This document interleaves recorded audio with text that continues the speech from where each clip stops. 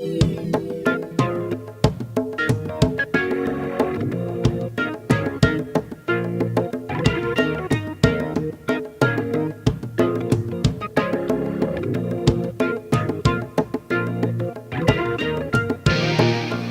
to Midwest Paranormal Presents Paranormal Soup. I'm your host, Jason Bland, and tonight we are doing ghost photography with our guest, Julie Griffin. She has an amazing ability to get ghosts to take pictures for her, and I call that amazing because as a paranormal investigator, I really blow at getting ghost photos. Now, I have investigators around me that have gotten some incredible photos, but I get a lot of EVPs, I do a lot of video. I can't say I've gotten great video evidence either, but man, investigators like her, they're able to get all these photos, and it's a lot of hard work to get these photos. I know it is. It's amazing. I also think she's also a medium, and we're going to talk about her abilities and that always does play a little bit into this, doesn't it? I think they give the mediums a little bit extra help getting those pictures. She's also an author. We'll get into her whole bio here in just a little bit. But what we do every Sunday night, of course, is the World Wide Web of Weird. So we want to get rolling at that. This is another 3-hour Paranormal Soup show. We're starting to do more of those. So hang in there with us. We will take phone calls later in the show. So just hang in there for your questions. Or, hey, you got a ghost photo? You can share it in the chat room tonight or message me. I will try to show it on this show. See what Julie thinks, see what I think. We'll give our honest opinions. I love ghost photography. We haven't done a show like this in a long time, so I'm excited. All right, guys, we'll be with you in just one sec.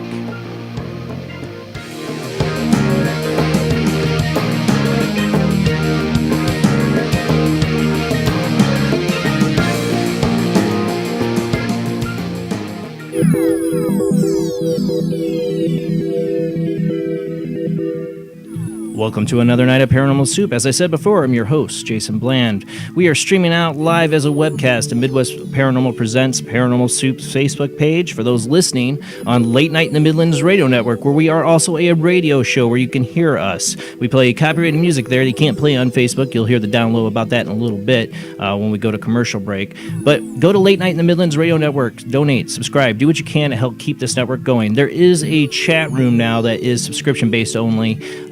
I am not in that chat room yet. I have the password and everything, but you have to get on by PC. They don't have the mobile version up yet, and I have to do mobile. I can't do it on the PC or everybody be seeing it here. So once I have the mobile link up, I will be in that L&M chat room.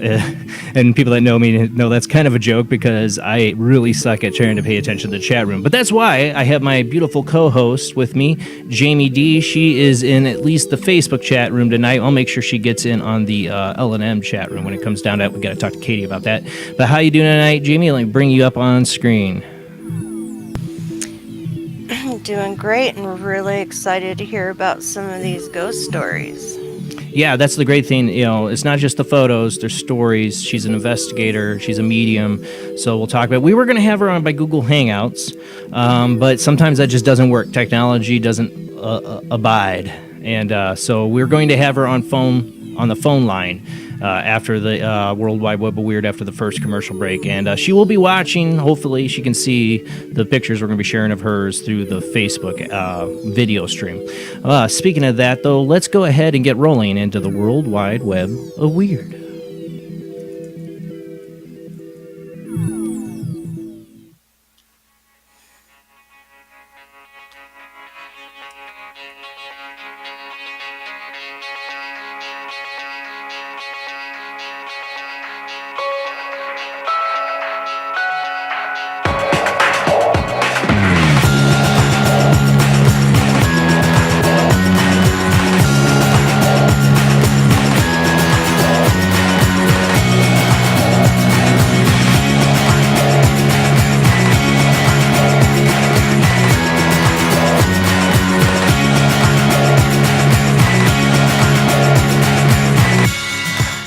Tonight on the World Wide Web of Weird, I gotta start with this. We can't just wait till the end. I wanted to get right to it.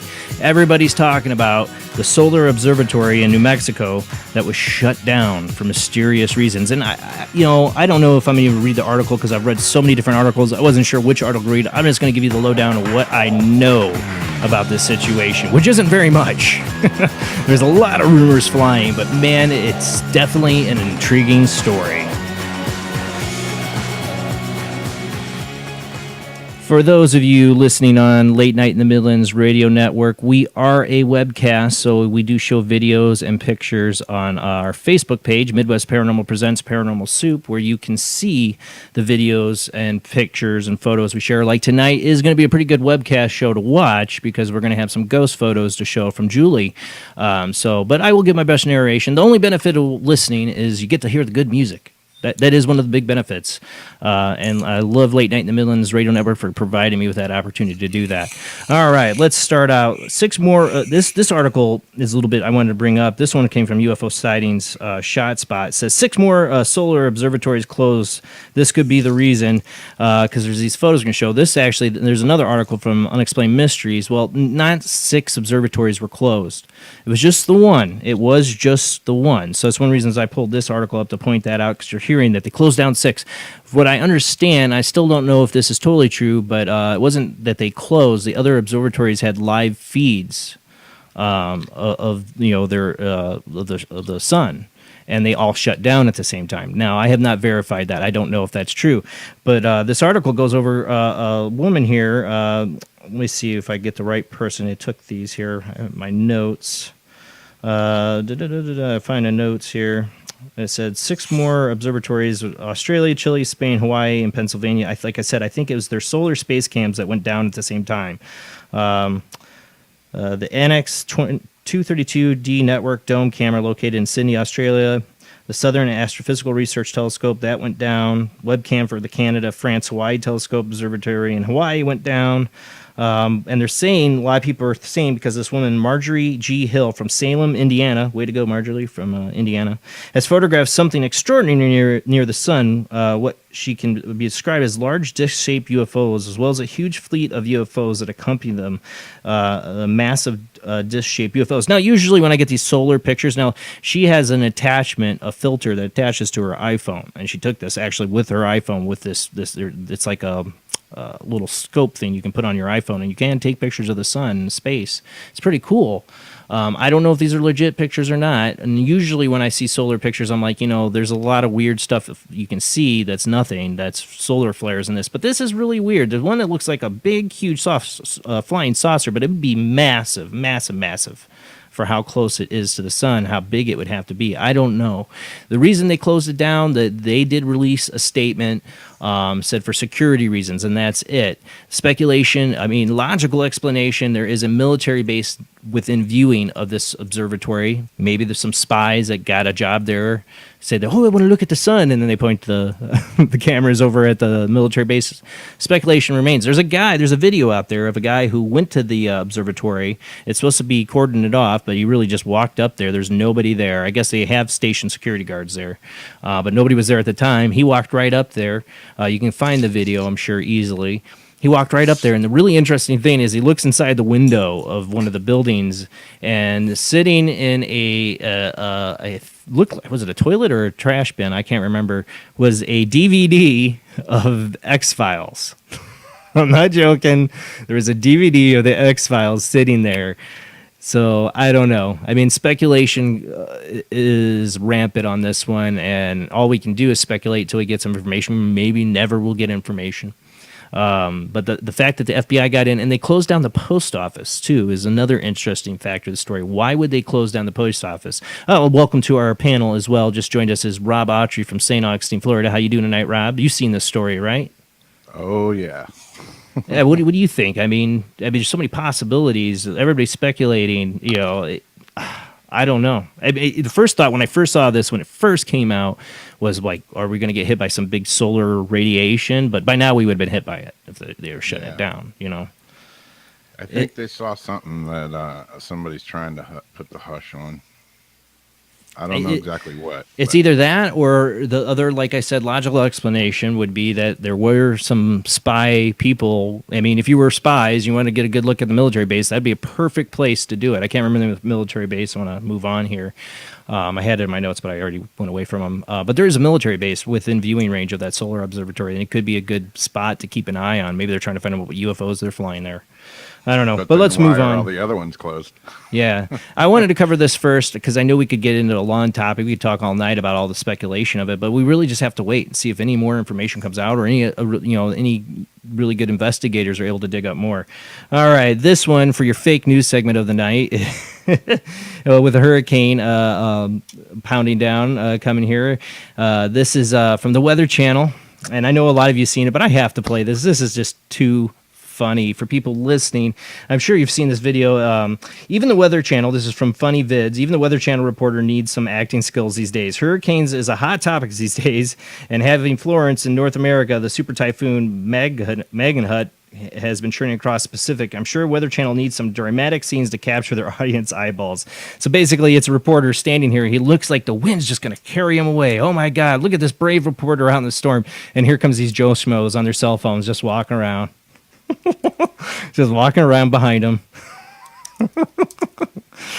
Oh, this is why I don't. That's the way the world is today. Why do people the drama? I mean, yeah, this isn't your news station. This is your weather news, but this is the kind of shenanigans. I mean, I'm sure everybody's seen. Also, I could play. They'll show the photos of Anderson Cooper standing up into his waist in water, and they show he's actually in a ditch. The other video is up on dry land. I mean, you want to know why people don't trust the news media? This is why. Exactly.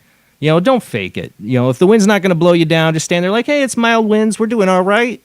I guess Florence wasn't that much, so much for the ratings. Oh my God. This is just pathetic. It's just so sad. It's so sad. The media is just, you can't trust them. You can't trust them. No. And this just totally proves it. Tell me about climate change again. There's people like my mom who's 90 years old that watches this Weather Channel religiously that sees this and freaks out, I know. Oh, my God. Do they ramp up the fear? I'm not saying that we shouldn't be concerned about Florence. I've been worried about my friends and, Michael Vera, he's in South Carolina. I worry about people, Rob, you with hurricane season down there, but come on. Hurricanes, alligators, face-eating zombies. We're used to it all day. Yeah, I know. We got some garbage human beings tonight to talk about at the end of the World Wide Web. We'll get into that. I don't think anyone from Florida. All right, let's move on. All right, Michigan, man, I love this story. All right, so this one comes from geologian.com, GELLOGYIN.com. Sorry, I don't know what it means, but it's a rock site, but it's cool. It's so cool. Michigan man discovers glowing fluorescent rock called Uperlites. And this is from Michigan. Upers, Aaron Ritmaki, I'm sorry, I cannot say your name, buddy, was searching for rocks on a Michigan beach last summer when he made what he calls a mind-blowing discovery. Resting among the thousands of pebbles covering the Lake Superior beach, he found a glowing rock. The gem and mineral dealer told CBS News he often goes rock hunting, but on this particular June night, he found a rock unlike any other, a fluorescent orb that he later named Uperlite. Like lava glowing through the cracks in the earth, a glowing light seeped out of the lines in the small rock. Rintamaki, I'm sorry, buddy, I don't know how to say your name, knew this couldn't be the only Uperlite out there, but he couldn't find any information about glowing rocks online. He knows many people in the gem and mineral field, but everyone he asked had no clue what these mysterious rocks were. He went back to the beach right the night after carrying a black light, which helped him illuminate the glowing rocks. I was blown away, he said. It's insane how many are on the beach up here. He started collecting Uperlites by the bagful and sold them online. Michigan State University messaged Ritnaki with an interest in buying some of the rocks to study. Michigan State, along with the University of Sweden, I totally butchered that, researched the Uperlites for months. The universities determined that he did indeed discover a new type of rock. He says the other people may have spotted these gems before, but he was the first person to get Uperlites verified, making him self-proclaimed Christopher Columbus of rocks.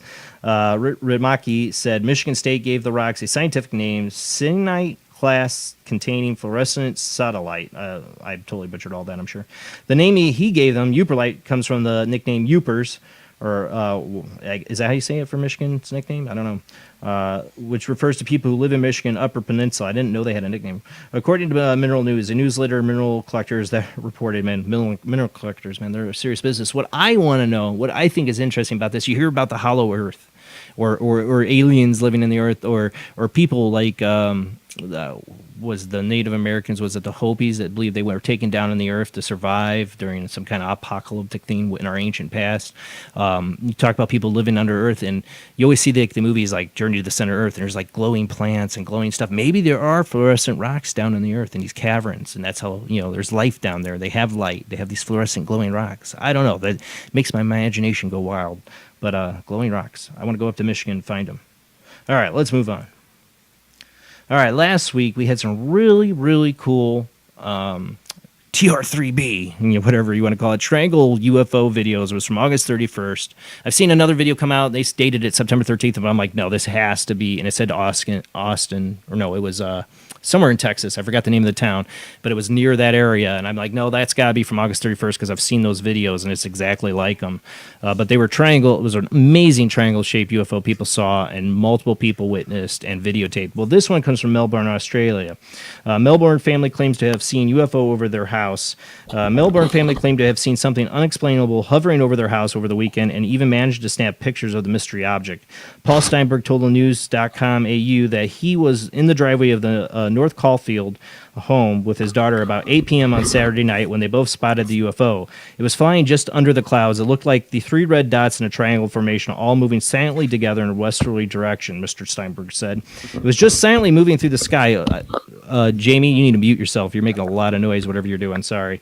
It was just silently moving through the sky, and we couldn't figure out what it was, and it took us a few moments to realize it was moving quite fast. He called his wife and two other children outside, and they say all witnessed the object traveling at what he estimated to be about 500 kilometers an hour. The 45-year-old, along with his wife and three other kids, aged 11 to 18, all watched as this bright red light zoomed silently overhead. We wanted to discount all the regular explanations we knew of, like satellites, planes, drones, even Venus, which has been quite bright lately, Mr. Steinberg said. We are amateur plane spotters and astronomers, and we were seeing things like satellites quite often, but this just didn't tick any of those boxes. He said even though the UFO was about 1.5 kilometers above them, the lights were still easily distinguishable, which led them to believe that whatever it was very large. It was not, if it was a drone, it was definitely very high up and really big. All I saw were the lights, but they were so prominent to be able to distinguish the lights so clearly it could have been big. He said the object covered the distance from the family's home to Albert Park, which I would know was 8.5 kilometers. I cannot talk. It's under about 2 minutes away from the house. It was very steady and silent for the most part, but when it got into his distance, it started to move around erratically, up and down, left and right, all over the place. And this article points out that it does look like the underside of a plane with the lights, but the witnesses, or what makes me believe it wasn't. I could see how they could say maybe it was a plane. It's a very blurry image. They usually are. But I mean, something like this with their description about how its movement was up and down, erratic, that can't be a plane. Maybe a drone, but like you said, it had to have been a really big one. And it's still possible what we saw in Texas could have been a drone, but the perspective, maybe it's an illusion, but it really looked huge. So I don't know. Are the triangle UFOs TR3B? Are they on the rise? Has something happened? Is it the secret Space Force? I don't know, but if you get any more, I'm still interested if anybody finds more videos from the August 31st Texas sighting across that state of the triangle UFOs. If you got more, you find more videos besides what I showed, I'd love to see them because there wasn't a lot of information out there, even though a lot of witnesses saw it. And I think that's on purpose. All right, let's move on. All right, let's see. Where are we at? All right, number 5. These last ones are garbage human beings. Or messed up human beings. Not everything in the World Wide Web of weird is paranormal, and sometimes we highlight the weirdness of human beings, and why humans scare me more than ghosts or monsters or demons. We really do, without a doubt. All right. Gilbert man fakes Down syndrome. Yes, this is true. This comes from ABC15.com. Gilbert man fakes Down syndrome, hires caregivers to bathe him and change his diapers. Gilbert, Arizona. A Gilbert man was not Florida. A Gilbert man was arrested for pretending to have Down syndrome and hiring caregivers to bathe him and change his diapers. This came from Zach, by the way. He posted this, so thank you, Zach. Police say they arrested 31-year-old Paul Anthony Menchaca. I probably butchered that. Who cares? On September 6th at his home near Val Vista Drive and Williamsfield Road. Let's tell everybody where he lives.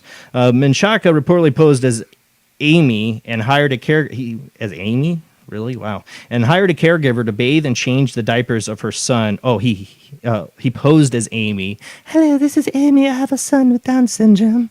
I would love to hear his fake Amy voice. And hired a caregiver to bathe and change diapers for his son with Down syndrome. The first victim later reported to police that she assisted Menchaca, or however you say his name, with a diaper change and baths on 30 occasions over the summer. These happened at various locations in the East Valley. A second and third victim took over caregiving duties starting in July. Police say the 3 victims all know each other and all said Menchaca would become sexually aroused as he was being bathed. Wow. ABC 15 spoke to some of the caregivers who asked to remain anonymous, who said that they met Menchaca on apps like CareLinks and Care.com. He needed showers and grooming. He couldn't use the bathroom himself. He couldn't really be alone by himself. He acted like a child. His whole demeanor was childlike. He would act in tantrums, talk like a child and act like a child, one caregiver said. Why would you do that? Why would you make us change you knowing you didn't have to? Why didn't you give us a choice? At one point, the first victim became suspicious and followed him home to his actual home after he was dropped off by another caregiver. She knocked on the door and met Menchaca's parents and discovered he does not have Down syndrome or need diapers. Another caregiver hired by Care.com said that Menchaca told her he had a traumatic brain injury. He did ask me a few times to come over and help him shower, but I was incredibly uncomfortable with that. I felt disgusted and very uncomfortable. As CNA, I am so drawn towards people who need help, vulnerable adults, somebody who wants to even make it to the bathroom, said herself. This is why this guy needs to totally be socially media shamed. I know we do too much of it in this, but shame this guy. You know, where was he getting the money to blow? Living with his parents, that's why. His parents better kick his butt out, because obviously he had enough money to blow to hire caregivers so he could get aroused. What a piece of garbage. Piece of garbage. There's people out there that can't afford care, that need that care. And here's this guy, he's got money to blow because he probably doesn't work for a living and just takes his parents' money and does what he wants and stays at home. And he had to go to other locations to get them to do this for him because he didn't let his parents know. Oh, how embarrassing for his parents. Yeah, you raised a real good one there. Okay, let's move on. All right, number 6. Enough of that garbage. This one... I got nothing on that. Yeah, this one's probably along the lines of... Drugs are bad. Okay. And so is the last one. Man held, it could be paranormal. Man held after sucking blood from animals, killing them. Authorities in Kampong Chan province on Sunday arrested a possessed man who allegedly sank his teeth into the throats of 5 animals. There's going to be some graphic images he's going to throw up here in a second of it, including 3 dogs, and sucked their blood until they died. Major Chun Bufa, Ko Satan District Deputy Police Chief yesterday identified the man as Run Reach, 24-year-old farmer living in the district of Kampong Commune. He said about 5 p.m. on Saturday, Mr. Reach became drunk on a bottle of wine while his parents were away. I bet it was more than wine. After he became drunk, he seemed to have supernatural strength and caught his 3 dogs and killed them by sucking their blood. He kept sucking their blood while they were still alive. After killing his dog, he caught a pregnant hen and a female cat in the house and also sucked their blood and killed them. Maj Bofa noted that after killing the animals, Mr. Reach went to sleep and his parents returned to see him looking like a fierce ghost. He looked very cruel like a ghost, she said. His parents and villagers dared not go close to him or enter the house. He was later, of course, arrested, but a Buddhist monk said he was possessed by a ghost. The ghost made him cruel and drove them to drink the animal's blood while they were alive. He had a kind of like a Buddhist exorcism to try to get rid of it out of him. I don't know. Could be paranormal or it could be just, some crazy drug. Yeah, I think he's possessed by drugs. Yeah. Drugs are bad. My vote. Okay. All right, last up. This is the last. This one is definitely. Drugs are bad. Okay. Definitely. This last one's really, really bad. Man accused of sexually assaulting dying beaver. Meth possession was what he got arrested for. Man arrested late Monday on an animal cruelty charge after he allegedly sexually assaulted a beaver in a park. Local media reported the incident occurred at Columbia Park in Kennewick, Washington, after women saw someone hit a beaver with a car and radioed the KXLY with her car, radio station, KXLY reported. The woman then went home to find a box to bring the injured beaver to a veterinarian. When she returned, the woman found a man next to the animal. She initially wondered whether he was comforting the beaver. Okay, that would be weird. Sergeant Aaron Clem said, according to the newspaper, the man, however, was on top of the beaver with his pants unzipped, KXLY reported. When the officers arrived, the beaver was dead. Late last night, officers responded to Columbia Park for a report of transient male having sexual contact with a wild animal. This is from usatoday.com. I went and checked, make sure this was a real story. It is. What is happening to this world? What is going on? I would love to have some more paranormal stories tonight. I didn't have a lot that I didn't call out as fakes, but I had these. Not paranormal, but what is wrong with people? What is going on in this world, man? people are going crazy. And yeah, this guy was on meth, but Drugs are bad. but that does. Yeah. I mean, really, I know I meth was is just really laughing 'cause crazy. you said sexual abuse and beaver in the same sentence, and While I wear Sorry. my I wear my vasectomy shirt tonight. By the way, I got really drugged up when I got my vasectomy Friday, and they gave me a shirt, and they were like, "Oh, you do a show? You do a webcast?" I'm like, "Yeah." "Oh, you should wear the shirt." I'm so out of it. I'm like, "Yeah, I totally will." Well, man of my word, I'm wearing the shirt. All right, guys, we play music out to Late Night in the Midlands radio network that you cannot hear on Facebook because they would not like it. It would be bad. They would shut us down. But we do play it out to Late Night in the Midlands Radio Network. Go there, donate, subscribe, do what you can to help keep this great network going with all the great hosts. Heather Wade will be back October 1st. I cannot wait. The Queen will take back the night. All right, guys, we'll be back with you in just a few minutes. Tonight on Paranormal Soup, our guest is Julie Griffin. Julie Griffin started getting involved with the paranormal investigating in 2008. In early 2009, she began capturing anomalies with her digital camera and continues to get good photographic evidence. She's investigated locations in Connecticut, Massachusetts, New Hampshire, New York, Pennsylvania. Gettysburg is her favorite location. I still got to go there. Her interest in the paranormal has been lifelong. Growing up in the Midwest, she lived in a house for 5 years that was haunted. Hearing footsteps on the second floor when no one was up there happened frequently. She also saw a full-body apparition of a woman on the second-floor hallway and a small dog run under her bed. She has published ghostly photographs, ghost stories you can see with your own eyes. It tells about 12 different investigations, and every story has one or more ghostly photographs. We're going to talk about those ghost stories tonight. We got some photographers we're going to show, and you can call in later on, probably towards the last hour. We'll take phone calls into the show, and we'll give those numbers out. But let's get to our guest.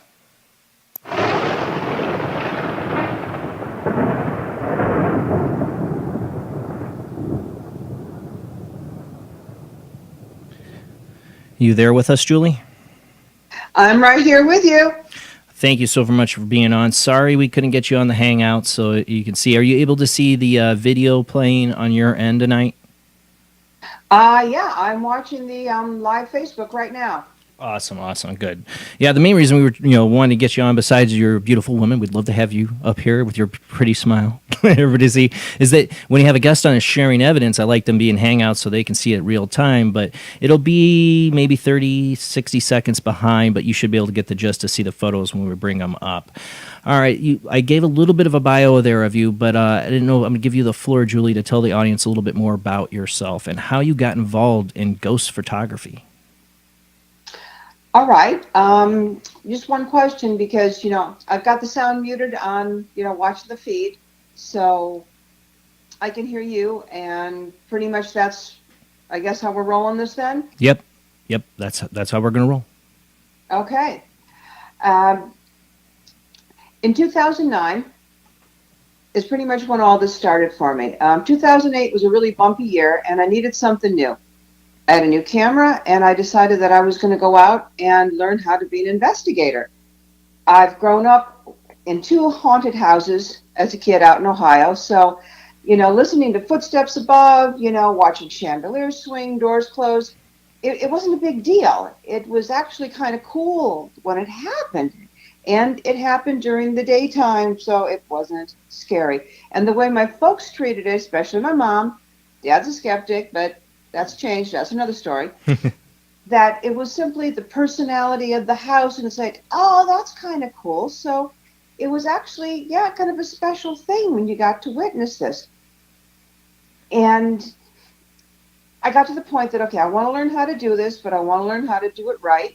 And I happened to find a group on meetup.com, of all places, about an hour away. It was worth the drive, and that's how I started to learn, and that's how I got the opportunity to go out with a group. And to my absolute amazement, I was catching photographs early on. I mean, I joined this group in January of 2009. In March, we'd gone to shoot a cemetery during the day because they're also photographers beyond investigators. And I got my first capture with this bright white spot in a tree that we couldn't explain. And literally by the first night investigation that I went on in in April, just a month later, I came back with 3 really good shots. Lucky. That's what I want to say as an investigator. When I first started out, I was taking pictures left and right, and I never got anything. Well, I mean, before I got into this, I had spent a couple of months just listening to podcast after podcast after podcast to go and learn about the field, the people, and I learned a lot of techniques, a lot of information. And that's what I was doing, from the very beginning. And it just exploded on me. By the time, I was in Gettysburg in April of that same year and got some of my favorite photos that were taken outdoors, broad daylight at 11:30 in the morning. These are some of the ones as we go into this that we start highlighting off of my website. That it's just, they're very cool. And it just kept going and going. And 2008 was really a banner year for me on all of this. And I spent a lot of time going, why me and why now? Just as you're trying to wrap your brain around what I'm catching, what I have. And these are so good. Is anybody going to believe me that these are real? So, you go, that's phase 2. And I never had planned on writing a book, but eventually, with a lot of encouragement from a couple of friends and the help of another friend that, edited the book for me, I wrote a book because I wanted to get the photos out there and tell the stories behind them. And that's kind of how it happened. And the photos keep happening. It's been almost 10 full years now, and I continue to get good captures. But then I've got my own techniques that I've worked up, and I think that's also a big part of why I catch as much as I do. And you got to get out in the field. You got to spend the time in the field doing this. You're going to some amazing locations. Gettysburg, I've never gone. I'm a residential investigator, so if somebody's got a problem in their home, that's usually what I'm doing, and dealing with. But I want to do the bigger locations. I definitely want to get your tips tonight for photography. We'll get into that a little bit later because I'm interested to hear. Because I need to get myself back into trying to get more photo. I do the video and I do the EVPs. For me, when you say 2008, why did you start then? Well, that's when I started. Was 2008. I mean, I've always been into it. I've always been into the paranormal, but when I actually got trained as an investigator was 2008. Me and my wife both. And I remember taking a lot of pictures at first, and I didn't get nothing. But man, I got an EVP like the first investigation I got that I was hooked. I was just hooked. It's probably the same way you were hooked when you got your first picture. What was your first ghost picture you took? Well, like I said, the very first one was in daylight, and I'm so glad nobody ever said, "Oh, you can't get them in daylight." No, I have caught almost everything in daylight, in daytime. Well, that was the Gettysburg one in the morning. 11:30 in the morning. If you look at the one that says Gettysburg Farmhouse, and it's taken. There's a porch. Here, let me get my screen up so people can see it. I'm gonna switch screens here so people can see it. And there's 3 photos. Hold on, let me get this. In sequence. Okay. This is, I got a porch here. It says Gettysburg Farm. Yes. Yeah, I saw this one. I went and I grabbed some interesting ones because I was having trouble with the website. Jeff's got the link to the website, so we'll go to it. But I actually downloaded some of these just to make sure we get a good quality. And this one I found really interesting because you got a couple shots here. It's almost like you see it move through the beam.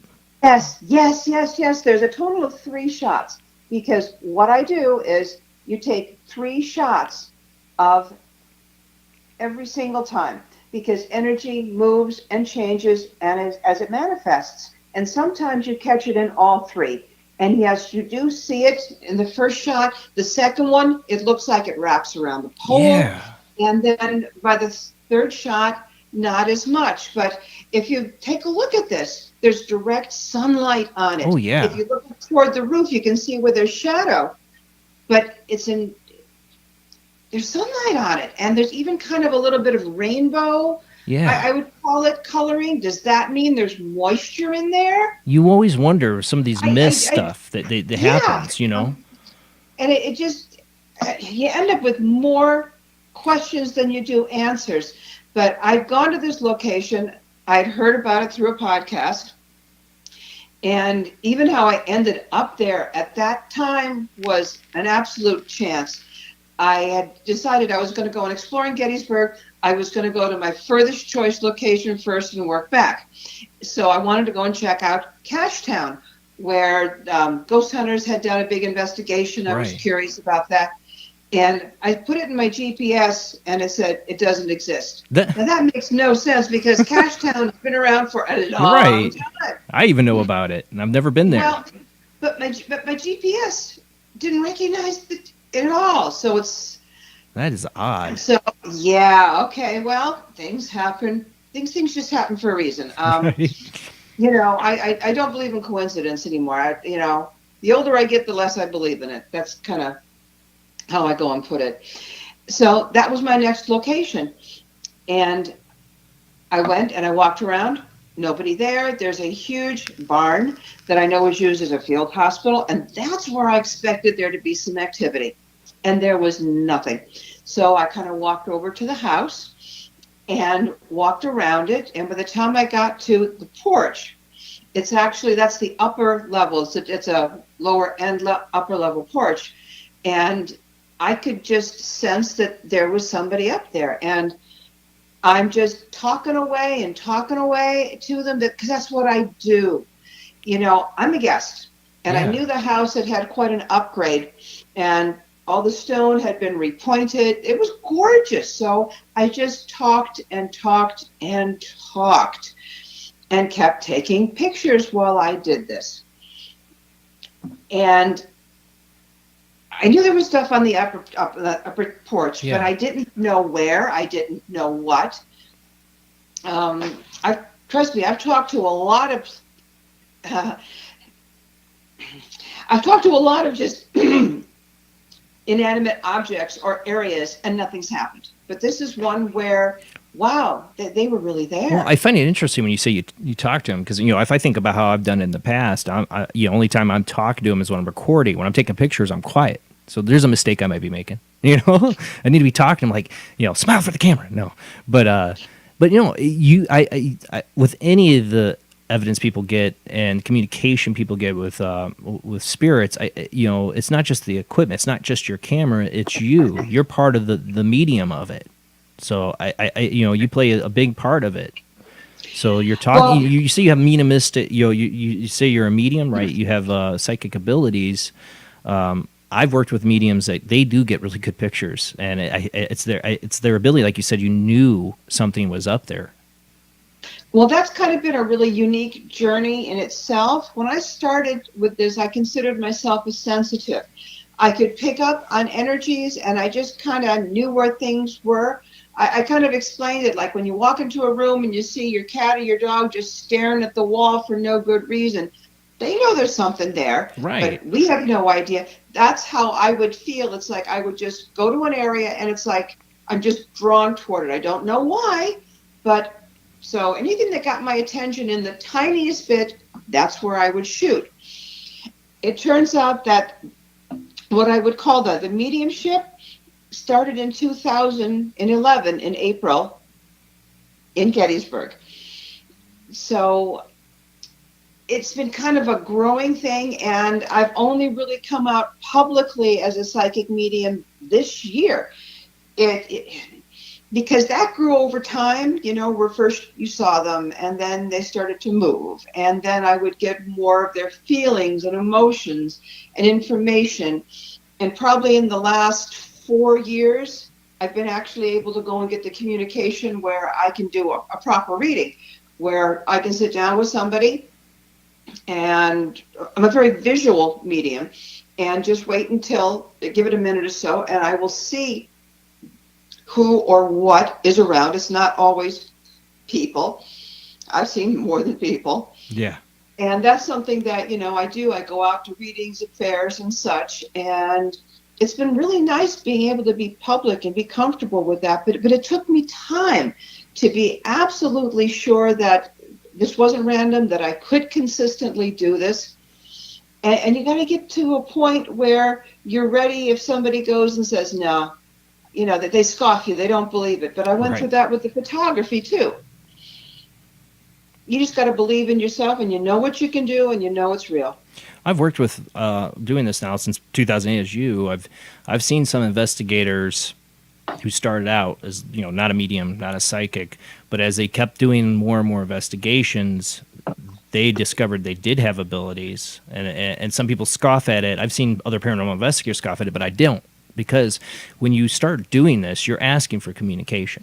You're opening yourself up. You don't realize it, but you're opening yourself up and an ability. So I think this is very common for investigators to later find they have these abilities before, and they didn't really think about it before they got into it. Well, and once you really get into it, you also have to go and accept it. That's part of it too. As it's happening, you have to get to a point where you just accept it, and what comes, and you just you go and you grow with it. You were going to say something, Jamie? I think everybody has the abilities. I think we're all born with those abilities. We lose them at childhood depending on, your upbringing and everything. And you're learning, this isn't real, what you're seeing isn't real. And you start getting that logical mind. But the more that you use that and keep it open, the more you're going to get from it. But I think everybody's got those abilities. Yeah. I remember I once held a picture of somebody, and I've said this story before in the show. I'll make it quick. I held a picture of somebody who was deceased in the picture, and I knew his first and last name. It just came to me. And I remember one of my mentors in the paranormal field said, "Doesn't mean you're John Edwards." But doing this will open you up, and you might start having abilities. You might be John Edwards. I don't know. You get a first name, last name. That's pretty good. But don't you got to know if you're going to be consistent, and that's what you discovered about yourself. You just discovered you were consistently getting these messages or seeing these things. You still there, Julie? Yep. Oh. And a lot of it is about the consistency, and just going with it. And just watching how often it happens, how it happens. Mine was very much a progression of ability. And that got me more and more comfortable with it. And you get friends to line up. I've got a girlfriend in New Haven that really helped me out a lot. And she would get friends that were interested in, giving me practice readings, people that I had no idea who they were. And I got a lot of growth and a lot of experience out of them. A lot of confidence, and the more you do this, the better you get, because you run into different situations all the time. I'm constantly surprised at what will pop up and what I will see, or just what I will learn from every reading, because no two are the same, and some of them have just blown my mind. There's been some amazing experiences for me. Doing that, I've watched, like I said, I've watched investigators grow into mediums. I've watched mediums become, as they do more readings, become even more amazing. I just feel like once you start doing it, once you start accepting it, the floodgates open, and it's incredible what you can do. Yeah, it is about accepting it, and it is about believing in yourself, and you got to throw logic out the window. Anything that pops into your head, you have to say it, because it doesn't matter what the message is to us. It matters for them to understand it.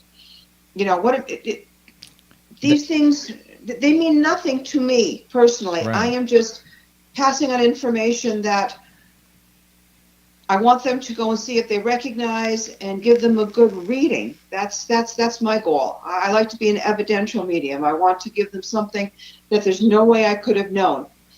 For me, Validation. Yeah, I think that's so important. I mean, whether you could say anything, you could make people feel like, that I've had those readings from a medium, so-called medium, before a long time ago, and I'm like, you're just jerking my chain. Like you're not giving me anything, like to validate this, that you're just telling me stuff, but nothing's validating. Like you don't know anything about me, like, and then I've had friends now of mine, mediums I've made, that have just told me stuff. It's like, there's no way you could have known that. No way you could have known that. And that, to me, that makes everything else that's coming out their mouth valid. And that's exactly what you're looking for. You're looking for something to give you that validation. That's what makes a good medium. You got to have somebody that they're telling you something, or they're getting information about someone that only you would know and they could not possibly know. And that's how you tell the ones that are real versus the ones that just kind of look at you and read you and give you very generic, bland, common stuff. And yeah, there are some out there, but I'm finding more and more that are real mediums. Now, And that's a joy. with your ability, do you ever have it where you know you're? I say this as an investigator because I tell people I'm an investigator. I'm not a psychic, but I know I see stuff sometimes, Julie, that I know nobody else sees. And Okay. that's a hard one on investigations because it's like, did you see that, or is that just me? And that's one where I've never been comfortable crossing over to the medium side. But do you have that where you're seeing something that you know the other investigators aren't seeing, and you take a picture and then something does show up? Okay, well, first off, to let you know, everything that I've caught with the camera, I have never seen with my eyes. I have sensed that something is there. Okay. And Kind of like in When your you- mind's eye, like you kind of sense it there, or just a feeling? it's a feeling that there's Okay. something there. And what actually the camera catches, I have never seen that. But then I shoot a lot of photos, and that's also why I have the capture rate that I do. I think I had taken literally 50,000 photos, and I'm not joking with that number. Holy. Oh, By yeah. the time I wrote the book, because, well, once I got into this, man, I was hooked and then some. And I spent a lot of time in the field. And when you're in a great location, when you think about it, if you're shooting 3 in a row, it's not hard to take 100 shots an hour. No, not at all. And that's when I would get into a location, but then I was only focusing on photography. There wasn't video, there wasn't EVPs. That wasn't what I was good at, and that's not what I enjoyed. Yeah, see, that's what me and you would make a good team because you'd get the photos and I'd get the EVPs because I have an ear. I'm an audio guy, and a lot of times I'll hear stuff in my head, like I heard that person's name too. So I guess I was just born for the audio. That's what I enjoy. That's what I love. But I would love to have a good picture. I would love to have a really good picture like you've got. I would die like if I snapped a picture like you did here at Gettysburg. I would be just over the moon, like happy with it, you know. So I want to get more into it. So I definitely want to get your advice tonight. Maybe I can open me up to maybe use my own abilities. Because, like I said, I really do feel like any of these devices we use for capturing evidence, we're part of that medium. It's not just the electronics; it's partly us that contribute to it. Oh, absolutely. We are part of it. And yes, the equipment has its place, but so do our senses. Let me ask you this. Exactly. When you hear something, are you hearing it audibly with your ears? No. Oh, okay. Now that's actually a good thing, because as a medium, when I see things and when I hear things, it's in my head. It's all through the third eye. The best way I can go and explain it is that it's like recalling a memory I know I've never had. Yeah, exactly. It's exactly it. So you know what? When you do this, write it down or tell somebody, because you don't have to hear it audibly. I've audibly heard voices and sounds. Well, me too. I don't know, maybe a half a dozen times. And with my eyes, I've seen an apparition only twice, and that was as a teenager in one very active house out in Ohio. But it's all third eye. You know, I'll be staring and looking at, I can tell you where in the room they are. I can tell you where they're standing at. It's in your mind's eye, though. You're seeing it there. I get that too, but I've actually physically seen them too. Okay. But the inner voice, I describe it as that it's your inner voice. It sounds like it's your inner voice, but it's jabbering on about something you have no knowledge of. Like, and why am I thinking this right now? Why is this coming in my head? Okay, then you got to remember, throw logic out the window. Yeah. When you have something pop in, don't stop and say, geez, I wonder where that came from. Don't do that. Whatever it is, simply say it if you're at an investigation so it gets saved and recorded. Write it down if you can. I'll give you a great example from one of my favorite readings a few years ago. I'm going on, and it had been a really great reading with this woman, and we're getting toward the end of it, and all of a sudden, I'm seeing a long-necked beer bottle. And it's, and you're kind of wondering, a Yeah. brown long-necked beer bottle? Well, I told her what I saw. She starts laughing. It turns out that on his headstone, he was a fireman. He loved his pickup truck. And that's what's on his headstone. And on the tailgate is a 6-pack of long-neck bottles. So it's these little tiny things, and you can't feel weird or funny about saying anything that just seems like, man, this is out of left field. This can't be. No, we're not the ones to go and judge that. We don't know what's in their life. We don't know what's in their memories. And that's what you have to remember. It's just, no matter how bizarre, don't hesitate. You have to get past any of that. And this has been part of my learning. And there have been 1 or 2 times in the beginning where I held back, and I regretted it. More than a number of times for me where I've held back. There's more than a number of times I've held back and I regret it. And you're right. I should be more vocal about it. I just feel so weird. Some of these things are so random. We are going to go to commercial break. For people watching on Facebook, we play music out to Late Night in the Midlands that you cannot hear on Facebook because Facebook would not like that. But you can listen at Late Night in the Midlands Radio Network if you want to check out what we're playing. And go donate. Go to latenightintthemidlandsradionetwork.com. Donate, subscribe, do what you can to help keep this great network going. Heather Wade is coming back October 1st. I'll keep saying it all night long because I'm so happy about it. So we got Heather Wade coming back, but there's so many other great hosts on this network you need to check out. Go to Late Night in the Midlands Radio Network, donate, subscribe. Again, without you, we wouldn't have all these great hosts and such a great network. All right, we'll be back with you in just a few minutes. This show is brought to you by Mystery Sponsor, a product so good they're paying us to not mention them at all.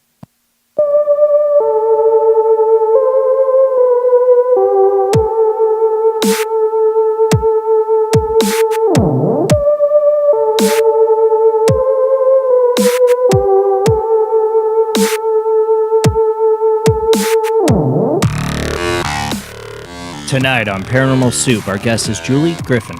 She's a medium, ghost photographer, investigator. We're going to be showing her pictures tonight that she's taken. They're incredible. Like I said, I'm jealous of all these good pictures that the investigators like her get because I never get anything. So I'm definitely be listening for her tips tonight on how to get a good ghost photograph.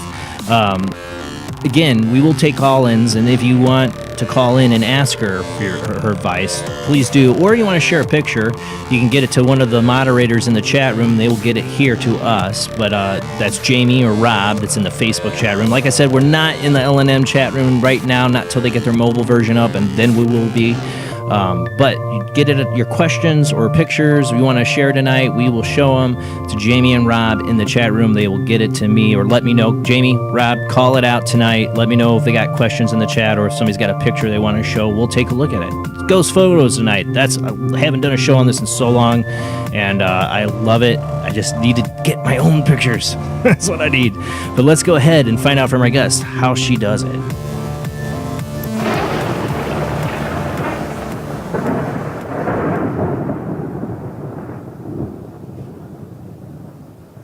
You still there with me, Julie? I sure am. So I want to get into some more of the pictures tonight, some of the stories. Is there a certain place you want to cover tonight? You want to talk about first with some pictures we could show? Oh my gosh. Well, you already hit on Gettysburg, and there's a few from Gettysburg, which is just my all-time favorite place to go. That has never ever disappointed. Take a look at the stuff at Tenney Gatehouse. That's probably the most dramatic. Some serious full-body apparitions and multiple shots. I think I got 3 of a set of shots for one thing. I didn't get the other half from the Tenney house, but you should have that there. My engineer, Jeff, should be able to pull that up for us and can talk a little bit about the history of it. That's the train tunnel. That ain't it. No, the train tunnel is pretty cool. That's I want to get to that. I was saving that. We're saving that one towards the end of the pictures. creepy. Yeah, that's some good one. I was looking at that. We'll get into that. Save that. Save the. I mean, this is pretty good though too. The Tenney House. So, what is the Tenney House? Gatehouse. All right. It's in Methuen, Massachusetts. It's about a half an hour outside of Boston. And it's currently their historical society building. But in its day, the Tenney family lived there, while on the property behind, a mansion was being built that would become Grey Court Castle. And the Tenneys lived in the house in the front. It was a true gatehouse. I mean, you would have to go and stop there before you could go up to the mansion. And in the 8 years that they lived there, while they were waiting, and it turns out that the castle burned down in the late 1970s. Now, only 3 things survived from the fire.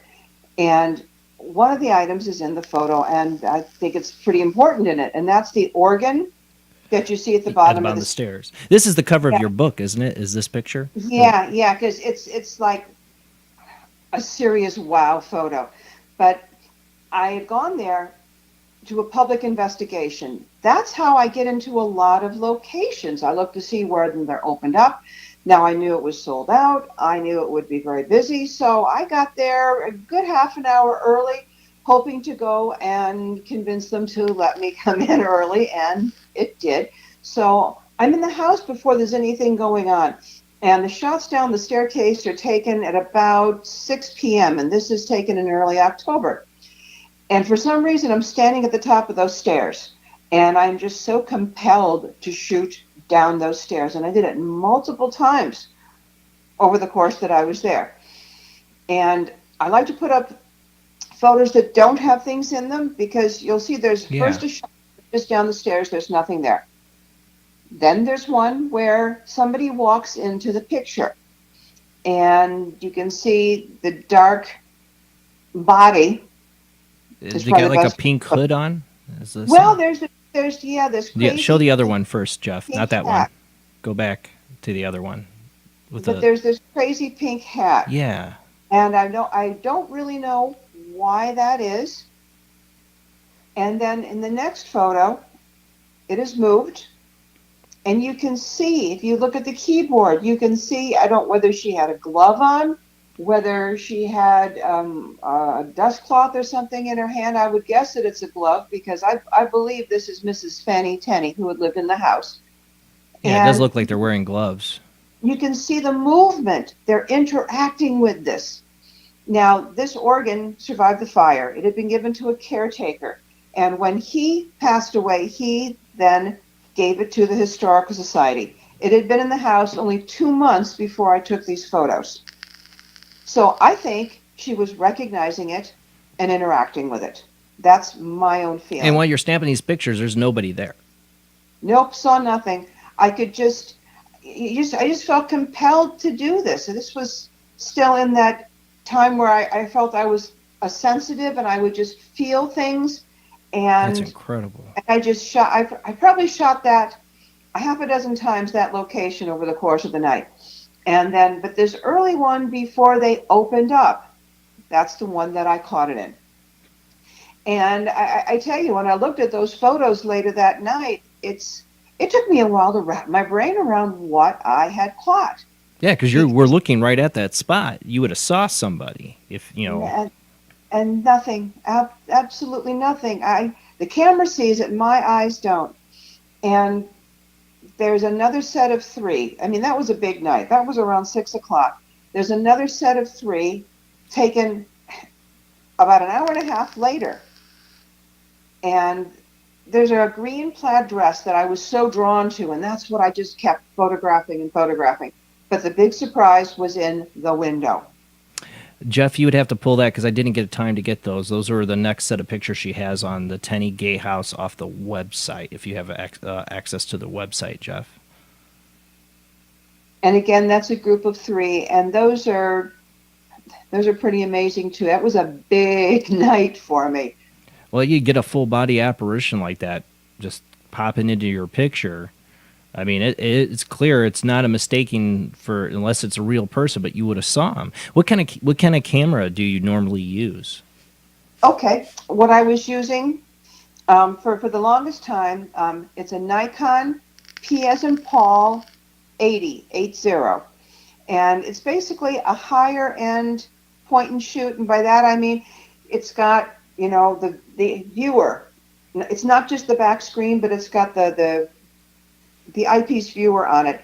And that's what I use because I want to go and everything in my peripheral vision, I don't want that there. I want to look just through that little lens. The camera is set on automatic everything. I let it do the thinking.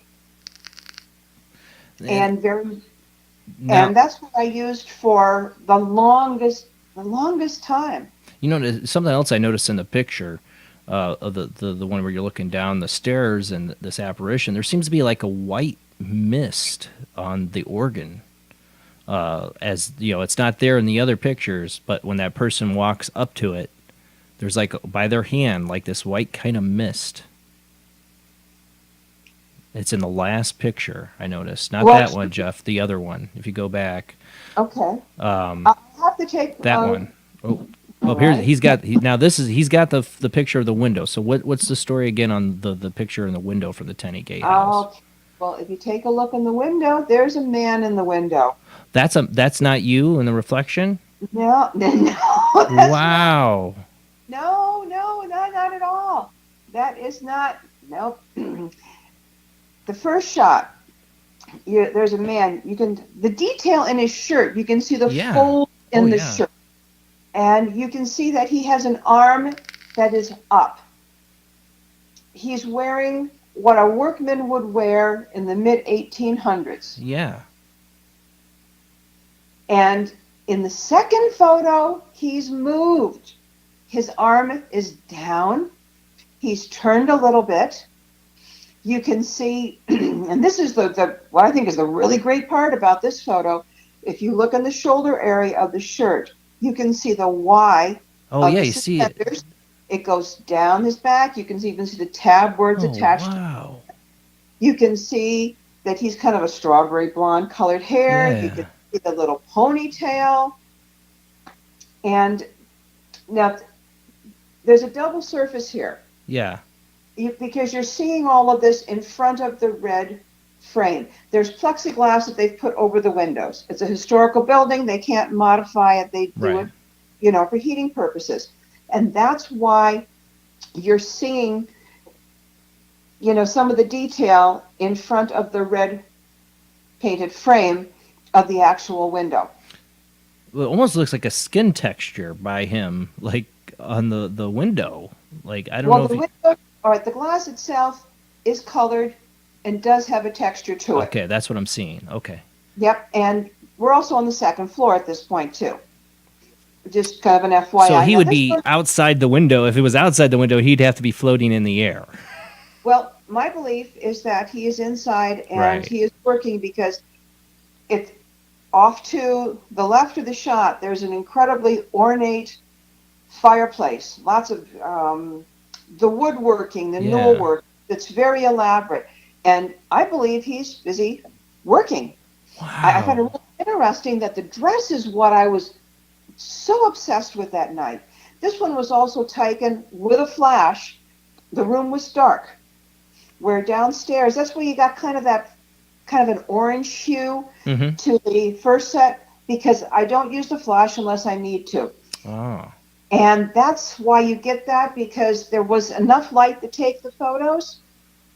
And that's why you kind of get that orange look. But upstairs was done in the dark with a flash. I was part of a group of 20 people. I always lingered at the back. I have learned from experience that the spirits also linger to the back. Really? This is my own experience, and I always hang back because I also want to take my photos without living people in them. Of course. Just because it's a good idea. If you catch something and there's somebody in it, so I try not to get what I know to be living people in my photos. But, I've always felt that. I've always had this feeling, like, on investigations, that's what the spirits are doing. They're, like, hanging out away from the people, hanging out and back, as you said. Absolutely, and that's when you turn around and take some pictures. Oh yeah, and, when I was trained, they tell me sometimes if you think about it, just take your camera and take it over your shoulder and take a camera behind you. Yeah, yeah, you can do that too. I usually turn around because I might get a better vibe if it's directly behind me, a little to the left, a little to the right. And if I sense anything in the tiniest bit, I'm gonna point the camera and I'm gonna shoot there because you don't know. That's such it's such an incredible photo. I have to admit, man, I am really blown away by this photo. I'm just like staring at it. The detail of it. It reminds me of a photo I got from a client once. It was very similar. It was on a second story like that, and it was like it was a person floating outside the window, and then that one was in the middle of the day. And it was very similar to the way the detail was, but yours is even more detailed than theirs. I mean, you can really see the folds of his shirt, the his pants, how his shirt's tucked in. I mean, there's no just mistaking that has to be a ghost. I mean, that has to. It's not pareidolia. I mean, that is the real deal. That's an incredible photo. Well, and in the third photo, you will see a bright point of light. That's the one you zoom in? My timing was such that in the third photo, he is simply, he's just pure energy. He's pure light, pure spirit energy, that bright white light. Yeah. And you can see it's radiating a little bit. Yeah. That's pure energy. There's no light source that should be there, right? I mean, so no, the room was that's dark, crazy. And that's not what, and the room's illuminated by my flash. But he's just pure energy at that point. And you don't think that's your flash in the window at all? That's making no, because that would be a much larger. It would look very different. That is so bright. It's so like pinpoint. Yes. Like a little glowing orb. That is crazy. And you wonder what kind of energy he had to, do they have to like gather up energy? I don't know what your thoughts are on this. Like, is it just by accident he ends up in your photo, or did he like have to gather up energy so you would see him in that picture? I think it's just being in the right time, in the right place at the right time. Wow. They can only, in my opinion, hold that for so long. And that's why I say you take the 3 shots, and it's really paid off for me at times. Really because they change, they move as they manifest, as the energy changes. And even if you only get it in 1 shot, having that second shot that shows a difference, it's easy for you to go and say, no, that wasn't a spot on the wall. No, that wasn't a lens flare. It strengthens your evidence just by having a shot with nothing. All 3 shots you have something paranormal in, and they all validate each other because like that point of light isn't in the other 2 pictures. Exactly. And yes, that's crazy. Yeah. Oh yeah. And I've seen videos, I've seen evidence from some crazy cases where that little ball of light, where I've seen evidence of that, people capturing what they believe was a spirit, and it looks just like that, a little glowing ball. I've had investigators see that with their own eyes. Those little glowing balls of light like that. It is that bright because that is pure spirit energy. I've seen it with my own eyes. That's why I think it's real. I've seen that just like that. It is real. And you're lucky to have actually seen it with your eyes.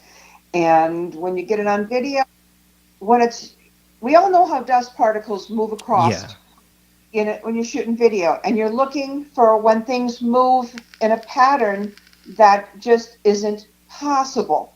And they're also going to be incredibly bright. And that's really bright. I mean, it's really glowing there. And, what's interesting, I've always been interested by the little glowing balls of light because when I was, and this is going to come up because it actually relates to an alien experience I had, an awakening I had when I was in my early 20s. And me and my cousin one day started seeing these glowing balls of light, and maybe not that bright, but littler ones. And I still see them once in a while, and it's not something I talk a lot about, but I see these lights like this once in a while, and I'll see them like flow in and out of people. Okay, it's spirit energy. I've got some photos that I need to go and get some new content up on my website, and I've got some photos again from Gettysburg where they have something called the Gettysburg lights, where people have witnessed strings of lights. Oh yeah. I've got photos. Oh, I haven't published them yet, and I need to. And I I've will got be to going to your website when you do. I'll let you know. I've got to get with my webmaster because I'm getting better at technology, but I let him go and do the job. But I've got 3 photos, and I've gone into a little wooded area where it was known that there was a mass grave with about 60 soldiers in. And I'm shooting into woods. I even walked it and scouted it the next day. And it's nothing but more trees, more woods, nothing there. And you can send, there's got to be, 6, 8, 10 of them. And for some reason, the second shot blurred. That happens sometimes. And in the third shot, there's more of them. Some of them are in the exact same position, and some more have come in. This is something, I've got new material and old material that I just haven't put out there yet, and I need to do this. Well, these are so far, just the first few we've shown have been really incredible, Julie. I'll just right off the bat, I'm telling you, they're amazing pictures. Thank you. With the Gettysburg thing, it makes me really interesting. I don't know if you ever saw. Did you ever see the footage of people that lived in Gettysburg? I'm sorry, I don't remember the exact people's names or anything, but there's some really incredible footage of one night where they had kept seeing like lights, like you described, out in the woods. Mm-hmm. And one night they decided they wanted to film it, and the lights turned into people.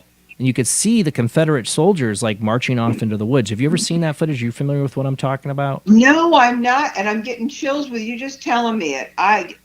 Boy, if you know where this is or the link, I want to see It's old. this. It's old. It's incredible footage. It's one of it's pretty famous footage for Gettysburg. I will find it for you, Julie, and send it to you since it's incredible footage, video footage. I mean, I would love to see Yeah. that. Yeah, I mean, I've seen some of the most incredible stuff comes out of Gettysburg. It really does. I mean, it's sad because it's there because so many young men died there, and it was such a horrible tragedy in our nation's history. But man, it was so sudden. That's a lot of it too. Mm-hmm. There are so many that just don't understand that, they died so quickly, and the Battle of Gettysburg was kind of an accident. The two sides, they didn't know they were so close. Yeah. It wasn't any big planning. Nobody really... That's why it was a bloodbath. Well, that's part of it. And you had 50,000, men in one area. And yeah, it was a terrible, terrible, bloody 3 days. I've never been. It's like on my number one top paranormal bucket list place I want to go is Gettysburg. My wife's been there, and she told me, I believe we're both sensitive to how just you can feel it. You can feel this just deep, dark sadness. What is it like for you when you're there? All right. I don't feel the sadness as much. I was concerned the first time I went there that I would feel, that intense heaviness. Now, there's some spots like that, but it's just an amazing, amazing place. The monuments are gorgeous. There's literally 24 miles of a driving tour through the park. You really have to see it to appreciate it. And if you're going to go, you want to go between April 1st and October 31st. Really? Because the park is open until 10 o'clock at night. The rest of the year, it closes at 7 p.m. Now, it opens at 6 a.m. year-round, and I have gotten up early enough to be there when it opens. And I've got one really good missed photo that I caught there. I've just got so much stuff. Well, you take that many pictures, I'm sure you do. At ghostlyphotographs.com, people, this is the website. You definitely got to go and check it out because we're not going to show everything tonight. It's on that website. And she's going to be updating, obviously, and got more coming out. So definitely check out Ghostly Photographs. We're going to show some more tonight, definitely. You talk about early morning. I some of the, these people that got that video, that was early morning. I remember the Kling brothers. I remember from Ghost Lab. They have incredible footage from Gettysburg. Incredible. Before they were ever famous. There is so much there. And again, it's putting the time in and being in the right place at the right time. And it's just a beautiful, beautiful place to be there before dawn and watch it become light. and it's huge. It is huge. Yeah, you got plenty of places to go. To me, it sounds like a paranormal Disneyland to me is where I go, and I feel awful for saying that because of the tragedy. It's all there because of the tragedy of that battle. It's always Well, been on my bucket list from just when I used to do relic hunting and wanting to go out with metal detectors, the history. Me and my dad were really into history, and then the paranormal side of it. There's just so many aspects that I've always felt drawn to want to go. it's just an amazing place. And when you're on the website, I know you won't be able to show this, but I made a short kind of little teaser video that's about 3.5 minutes long, and there's some neat photos in there. We can show it. I including- mean, it's easy for us to show it. well, it's about 3.5 minutes long. Okay. But if nothing else, for you to watch it and for your listeners to watch it, because there's photos in there that the last ones I caught in Gettysburg, I've got a full body apparition of a young girl. I don't know. We might Now- have to show it. You tell me that. I want to see it, and I know my. And what's nice, because it's a video, I can take the picture without her, and it can fade into the Yeah. one with her. So it's really cool. It's really cool looking, and that one's really neat because she's like pre-adolescent. You can see the white kerchief on her shoulders. This is at the Dobbin house, and it's in the downstairs in the Springbrook Tavern. And it was just sheer chance. It was on a visit, and I knew that they did kind of a walkthrough free Right. tour on Sunday mornings. And that's what I did. And I just walked through, hanging out at the back, and I just took the pictures. It's also got that orange look to it because I'm using existing light. I mean, I'm down in a below the ground level. But if you're in Gettysburg, you want to go to Dobbin's Tavern. And it's a great place for lunch. It's kind of a fine dining restaurant in the main part, but to go to the tavern for lunch. And I got to tell you, they've got the world's best French onion soup. When I go there, I have to have it at least once or twice. Whatever they do to it, Whoa, it's I this can't world. stand French onion soup. Well then, you know what? I'll go for the ghost photos. You know what? Well, there's a lot of good stuff. It's just something that, I know it sounds silly, but it's something that is a big deal to me. I'm loving it, Julie. You've made my night It's a just great by place. just the few pictures we've shown so far. You've made my night. I haven't done a good ghost photo show in a long time, and you really made my night.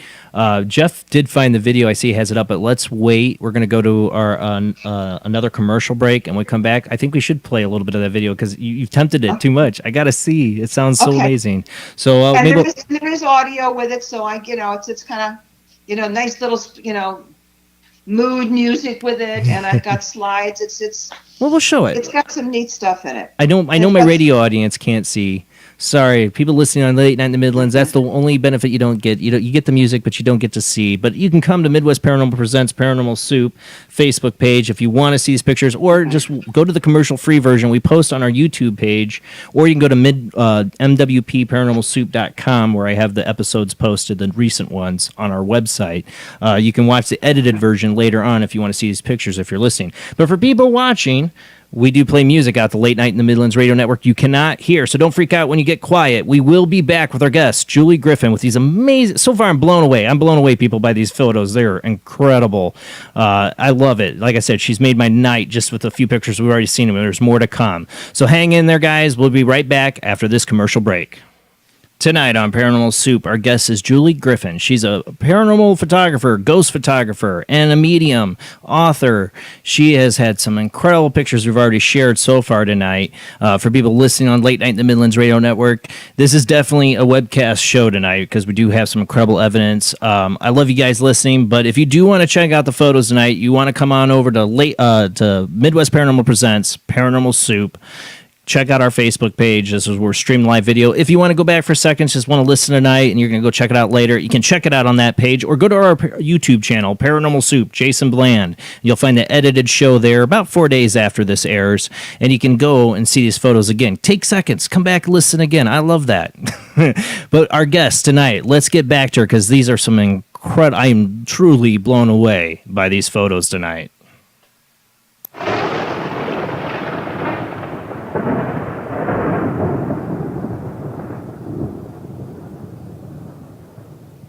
Still there with me, Julie?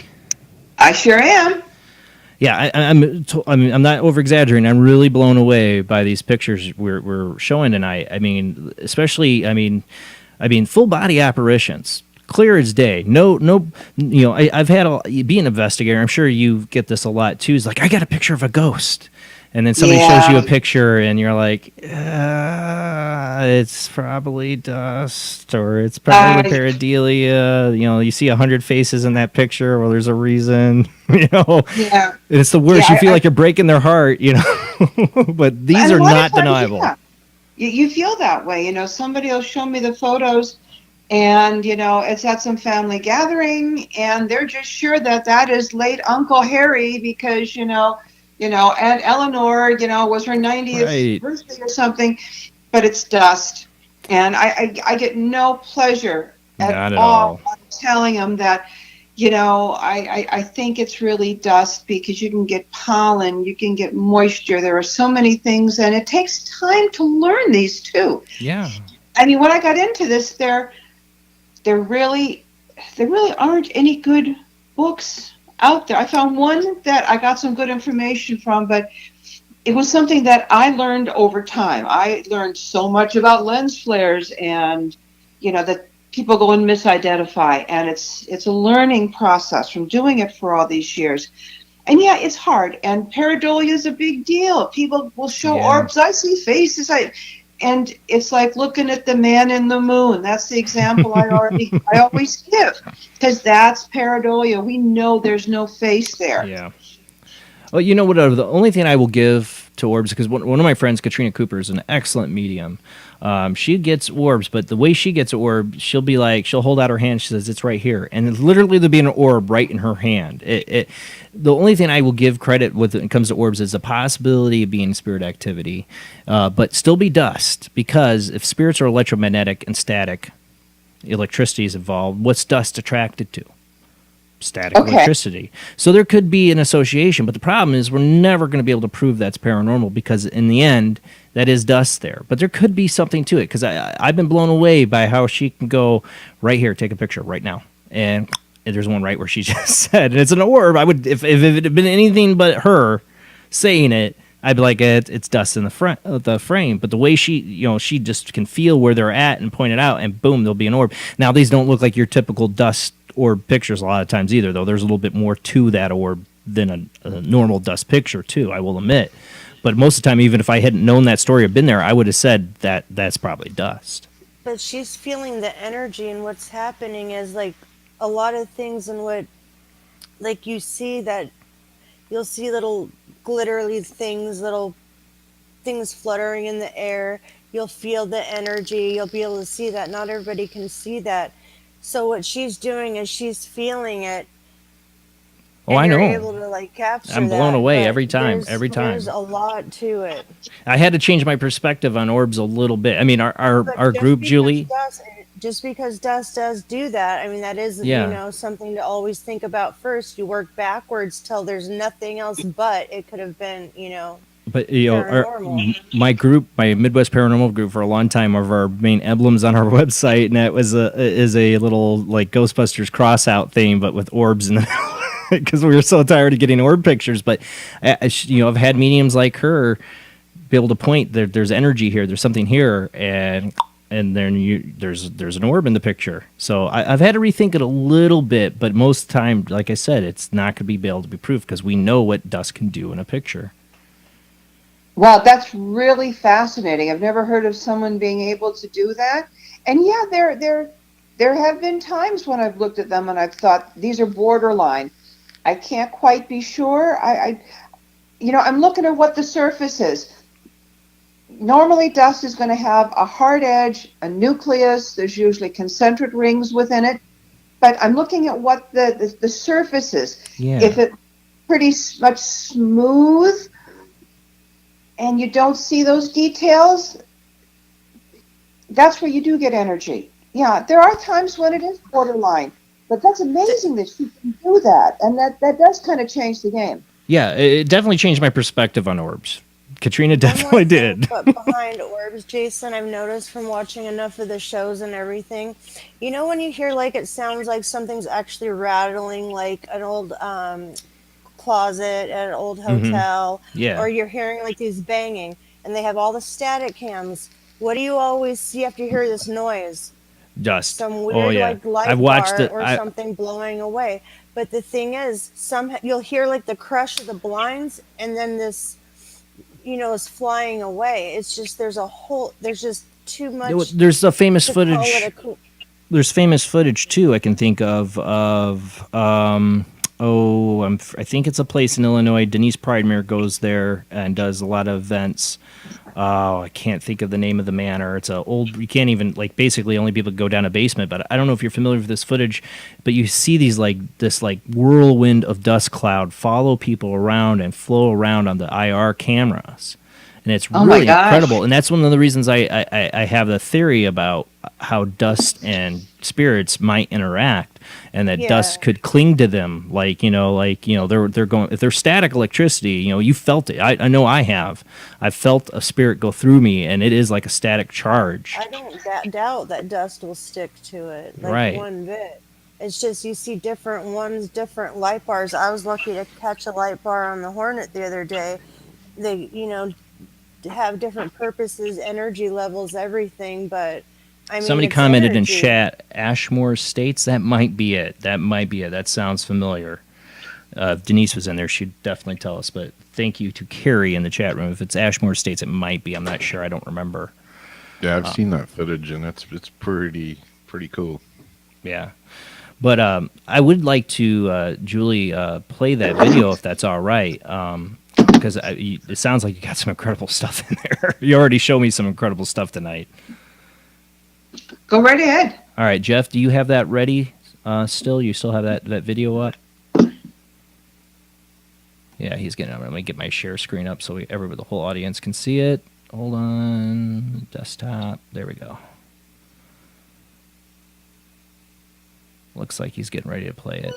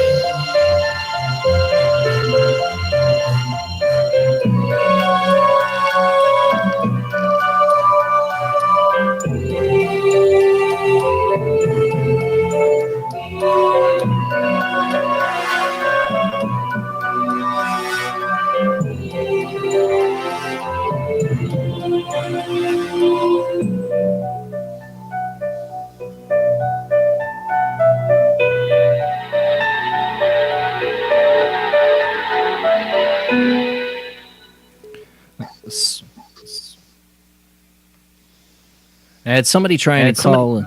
Oh, we get echo majorly. Hopefully not there now. I had somebody trying to call in. Just wait, and I don't know why, but it was picking up on the wrong line. Oh, it's because I got my do not disturb on. That's right. We will take phone calls after this last commercial break coming up here in about 10 minutes or so. So just hang in there, people. I'll let you call in. I saw my regular caller Zach trying to call in. Hang in there, Zach. I will let you call in, but I want to get in a little more detail.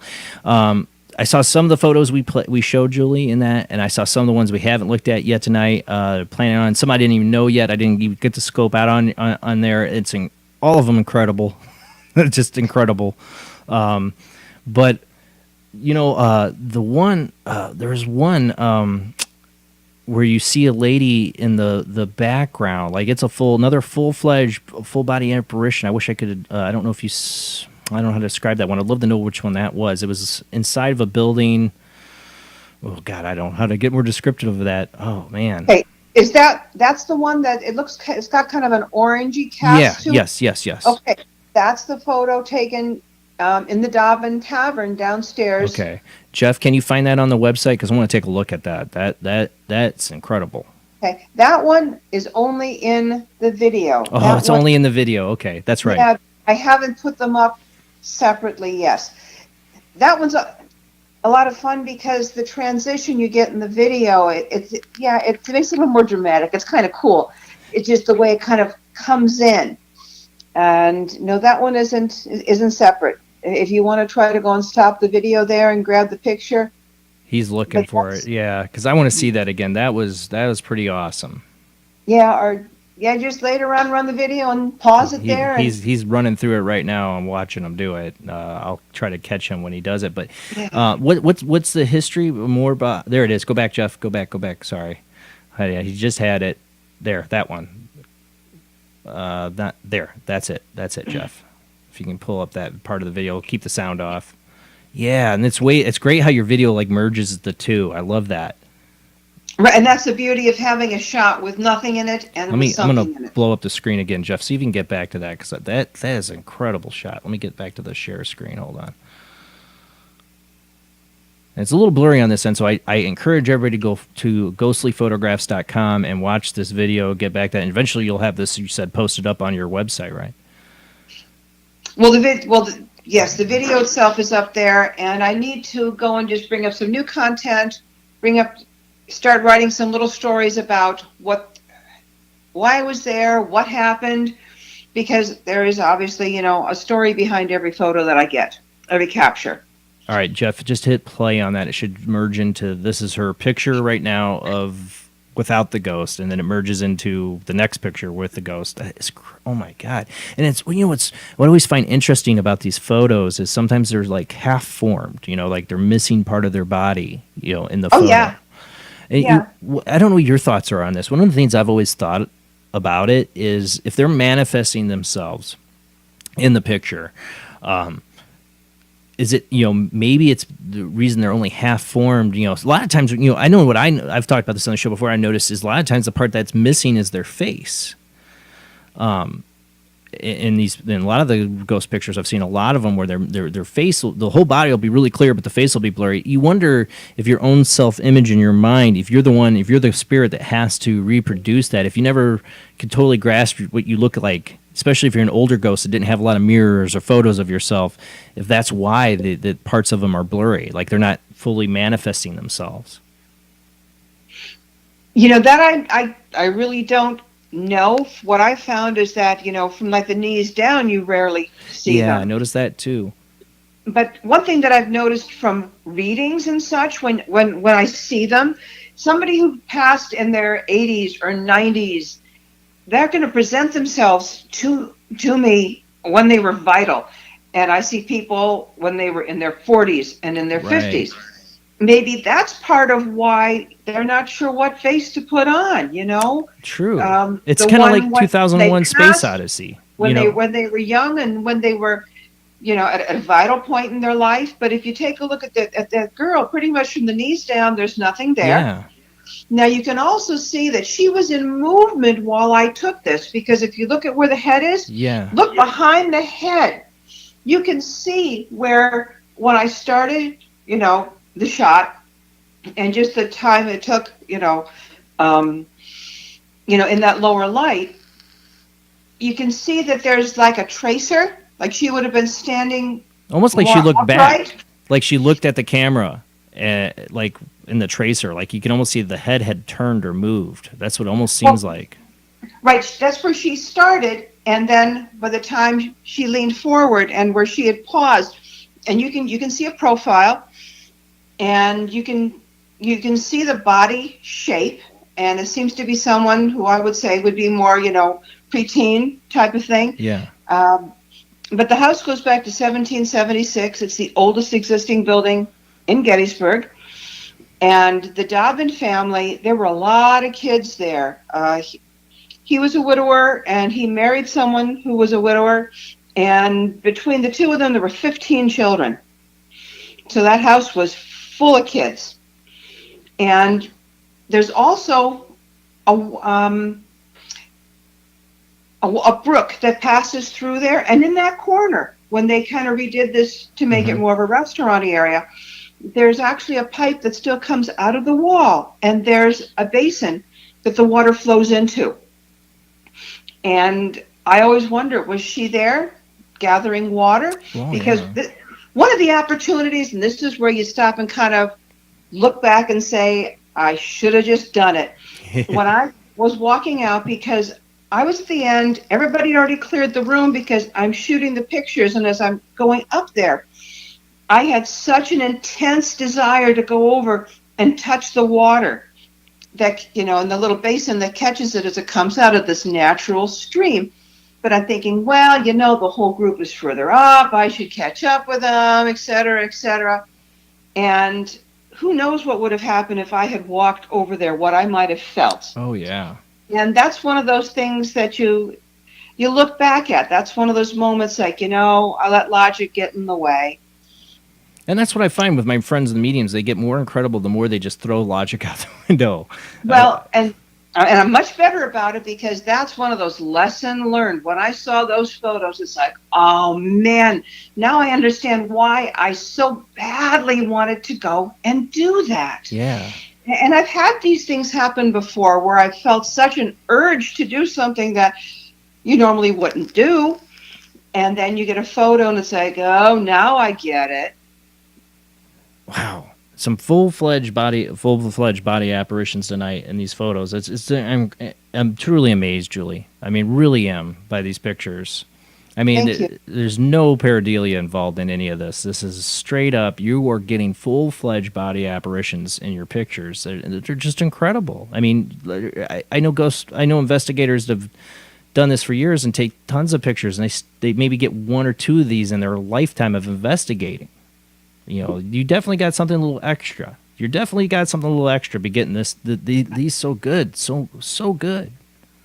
Yeah, and then they continue to happen. That's what's so amazing. I mean, for a while I thought, wow, is this just going to be a spurt, last for a couple of years? And no, it continues to happen, which continues to blow my mind. And it's such a joy to go and have these things appear. And next year I'll have the ability to get back out on the road and start visiting more places again. I want to go when you go to Gettysburg. That's when I want to plan my trip. Like, here, take my camera, man. Work your magic. The best time of year to go. Yeah. Well, it's time off. It's time away for me too, because I want to take my kids when they're both old enough to appreciate history a little bit more. I have a 6-year-old and a 2-year-old, and I want to take them to these locations, but hopefully they're not too bored. But I think when they're old enough to appreciate the history, I know when I was old enough, I would have been 7 or 8. I would have started loving these things. When my parents would go on historical tours, I loved it. I'm hoping my kids do, because they're going to go if they like it or not, because I want to go to these places. This is such incredible photograph tonight. I'm different truly speechless. Are actually better going in early May or late September, because you're off season, the crowds aren't there, and the weather is beautiful. That's always when I go. Wow. That's just my 2 cents. Just my 2 cents on when you want to go, because the place gets mobbed, I bet. Sometimes I want to go there during the anniversary of the battle, July 1, 2, 3, and deal with the crowds, and I will just simply deal with the crowds. And just because I want to experience it, because there's stories about, on the 2nd, which was a really bad, bloody day, people will go and hear cannon fire that isn't really happening. Right. And I would just like to, once I'm willing to put up with that kind of insanity. But that's why I like going in the off season. Right. That residual noise that you get to hear. Pardon me? That residual noise and sounds that you get to hear. Oh, I would love to have that experience too. Well, you know what? Yeah. Do you think? Oh, go ahead, Rob. I've been to Gettysburg, and I've heard things that, made no sense, and I've also seen lights there, and it's a strange place for sure. So jealous. So want to go. Would you think that going on the anniversary, does that make a big difference? Do you think? I mean, like for the girl you got in this picture, this one question we haven't even got to. How much of these pictures do you think are intelligent spirits versus being the residual, just a residual memory playing that you happen to catch with your camera? Really good question. I think that the majority of them in Gettysburg are residual. Now, the ones that I caught on the outside of the farmhouse, they were intelligent because I have multiple shots from that day. Right. Those were the main ones. But in the book, I probably have a dozen photos. It's the longest string of captures I've ever gotten. And I kept taking pictures as I walked around the house, and it followed me around the house. Oh, yeah. That's definitely intelligent. Yes. I have pictures on the back side of the house where you can see that white mist, for lack of a better word, and you see it move on the back. So that's pretty much my opinion, is that the majority are residual. Now, when you get like like that girl in the Dobbin house, you get that picture of her. That's like a full-fledged body apparition. Do you think that one would be residual? Not necessarily. I think that she was busy doing a chore, as she would have in a very large family like that. But those are the ones I hope are residual, because I don't want to be doing chores in the afterlife. I don't want those. But you hear these stories, and you see it, and I've experienced it where they seem like they are like living their lives like they did when they were alive. You makes you wonder if that's residual or not. But if it's intelligent, that's kind of sad too. You'd think they'd move on. Bigger, better things. Not going to get the water like they did every day. You would hope so. You would hope so. Well, time's going by quick. This is a 3-hour show, people. It used to be 2 hours. I've been making it 3 hours because I just got tired of how quickly it goes by and how good the conversation is. But we do more commercial breaks, but because I want to advertise for this great network. We're on Late Night in the Midlands Radio Network. Go donate, subscribe, do what you can to help this great network and all the great hosts. We do play music out to Late Night in the Midlands Radio Network that you cannot hear. So don't freak out when you hear quiet. We will be back with our guest, Julie Griffin. We've got more photos, but I want to get now into a little bit more of her technique still. I mean, we've heard some of it, but maybe you have questions. We are going to open up the phone lines after the commercial break. Wait till after the commercial break, and I'll let you know what the phone lines are, and you can call in. Zach, I know you're waiting out there listening. You want to call in. Just wait till after the commercial break, and I will open up those phone lines. All right, guys, be back with you in just a few minutes. Tonight on Paranormal Soup, our guest is Julie Griffin, ghost photographer, medium, author. We're looking at her. Go to her website, ghostlyphotographs.com. It's amazing photographs. I mean, I'm truly blown away tonight by the detail that these spirits are showing. It's not just there's no way it's pareidolia. These are physical forms in these pictures. We are a radio show, but we started out as a webcast because I wanted to be able to show people what I'm looking at. The theater of the mind Art Bell was amazing at creating the theater of the mind, but I'm a video guy, and I want people to see these things. So if you're listening, I do encourage you to come watch tonight. This is one you should watch because these pictures are incredible, people. Incredible pictures. But we will let you call in tonight. There's a number of ways you can do it. Just wait until after this commercial break, and we will open up the phone lines here in just a second. But the way you can call in, there is the phone line, 219-230-4444. There's also the Skype ID, OOJBland00. And maybe it might work as the Soup Live Chat 800 Live Chat Skype ID. We've had some issues with it. If it doesn't work, be prepared to call back on one of the other two lines. But the phone lines are about to open here in just a second. So let's get back to our guest.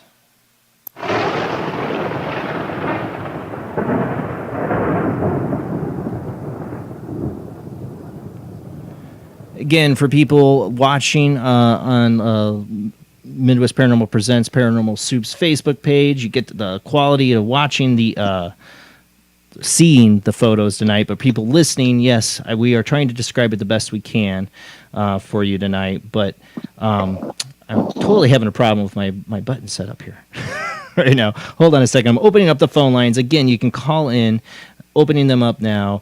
219-230-4444. It's 219-230-4444. You can call in, ask Julie a question, tell us about your own paranormal experience. Have you been to Gettysburg or any of these locations we're talking about and you have a story? Please call in and share. I'd love to hear it. Or you have a advice you need to try to get your own ghost photographs. Julie would be definitely the person to ask because she's definitely got the experience and she's definitely got the photos to back it up. And then the Skype ID as well is OOJBLANDOO. Call in. The phone lines are open. Are you still there with us, Julie? Yes, I am. While we're waiting to see if anybody calls in, I know I had somebody try to call in earlier, Zach, my regular caller tried. Please call in, Zach. I missed you last week. Call in. But I would like to get to some of the other photos tonight. I don't know if you had any suggestions. I know I was kind of saving the train tunnel one for last. To be honest, when I went to the website, I tried to get some of the photos and all that, but I tried not to look at them too much because I like to be just as shocked as the audience is when they see them. Honestly, I'm giving my honest reaction to them. So I try not to pay too much attention to them, but there was the tunnel one we get to. That one I couldn't help but look because that is creepy. But before we get that, did you have any other ones you want Jeff to try to find on the website you want to talk about, have a good story to go with? Okay, Lizzie Borden's got a good story. Oh, yeah, I saw that one in there. Okay, yeah, if you go to Lizzie Borden, check that out. I should have that actually in the downloaded files, Jeff, if you pull up the Lizzie Borden photo. I have one I think I got. Yeah, there's one good capture. Yep, he's got it now. Now, this might be hard for people to see. Looks like it's on top of, it's like this is a bed in the Lizzie Borden house. Yes, it is. This was taken in what was Mr. and Mrs. Borden's bedroom. Nobody was murdered in this room. That happened elsewhere. And I was there with a group. I lucked into a 2-day investigation there. They had rented the whole place out for the weekend. And I was just taking, lots of shots. I'm in the dark and just shooting and shooting and shooting. And in that split second, in the viewer, I saw something and I thought, okay, maybe I caught something. So when we did a break and went downstairs, I wanted to download my pictures because I thought I'd caught something. Now I realized that my laptop was downstairs, but my card reader was up in my room on the 3rd floor where I was staying. Well, obviously I wanted to go back and get there. Now I had been on the 3rd floor, not 10 minutes before that, because that's where I was when we stopped the rotation floor to floor. I'm going upstairs and I'm going up that last flight and something feels heavy and I don't like it and I'm really uncomfortable. This is a not good feeling. Right. But I wanted my card reader, so I'm thinking, okay, mental blinders, you're going to go in, you're going to get it, you're going to go downstairs. Now there's kind of like a little parlor area and then you go off to the rooms. I'd gotten maybe 2 steps off the top of the stairs when I hear behind me in a deep man's voice, as somebody is clearing his voice to get my attention or express his displeasure. And I turned around quickly and said, "Who's there?" And this was my first disembodied voice I'd ever heard. And of course, there was absolute silence. And I was down those stairs so fast, there were people waiting at the first floor when I got down. And I told them what happened, and they went upstairs, and there was nobody there. And it blew my mind because this was personal. This was at me and about me. And especially having that I don't like it feeling, but I wanted to go get my card reader. And I followed them all slowly upstairs after they'd looked it all around and just kind of sat there on my bed and just watched them wander around, and then eventually remembered about the card reader and went back downstairs. But it was a mind blower, and it's the only time that I have, turned and ran. It's the only time. But when you hear something like that and you've never heard a disembodied voice, it's intense. I know. I had that experience before I was an investigator, several times, and it's not the inner voice. It's actually hearing a physical voice say something to you is pretty creepy. It definitely sends shivers down your spine, because it feels like they could be right behind you. Yeah, and he was. Yeah, I've been there. I've had that thing. And now in the picture, for people listening, we're showing a picture. It's of a bed, and you kind of have like this like white little gray ball mist on the center of the bed. What I really love about this photo is it's not round. It's got kind of that oblongy shape to it, and also the density. That's something that you want to watch for energy. It's similar to that other picture the first pictures we showed, except smaller, on the porch up above on the second story. And the same kind of coloration and everything. Yes, and that's what you want to look for, because that's the real deal. And one thing we did with this location afterwards, because I don't know where that was between the camera and the bed.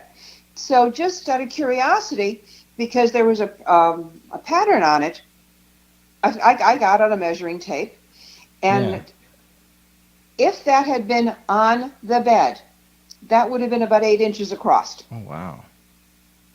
But then I don't know. It could have been right in front of me. But it was just like, okay, let's go and try this. Let's, you experiment where you can. And it was a unique opportunity. That's another bucket list place, Lizzie Borden House. I'm always interested in the early crimes, and Lizzie Borden's one of them. We do have a phone call on the line. I want to make sure we get to them. We have Zach on the line. How you doing tonight, Zach? Missed you last week, buddy, but you had good reason. Hey, I'm doing pretty good, brother. I'm glad to be back. How you been? I do apologize earlier, by the way. I keep forgetting it was a 3-hour show tonight. So. Oh, it's all right, buddy. You're used to calling in that last hour. Well, we're in the last hour now, so thank you so much for calling in. And you always have great questions. So what is your question tonight for Julie? Well, I just have one. Julie, very nice to meet you. I really just need your advice on something. To keep it nice and short, I'm a co-owner of a cigar lounge over in the West Valley in the Phoenix area. We've been open now for almost a month, and I'll tell you that I've gotten some pretty strange things that have been happening.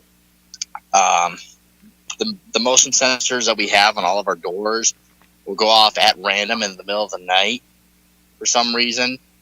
I have personally seen a black shadow move from the lounge part of the shop over towards our roll-up door that we have over in the back.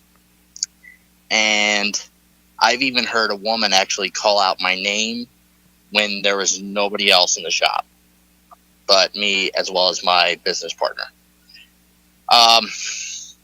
I wanted to take a look back at the security cameras just to see if there's anything that can pick up that really explains a lot of what's been going on. So to give a little bit of background about the lounge itself, the building was built back in the 1890s. It was originally a residence, and it's made out of adobe. I mean, the house itself, it was built before the city of Glendale even was a city, even before Arizona itself became a state.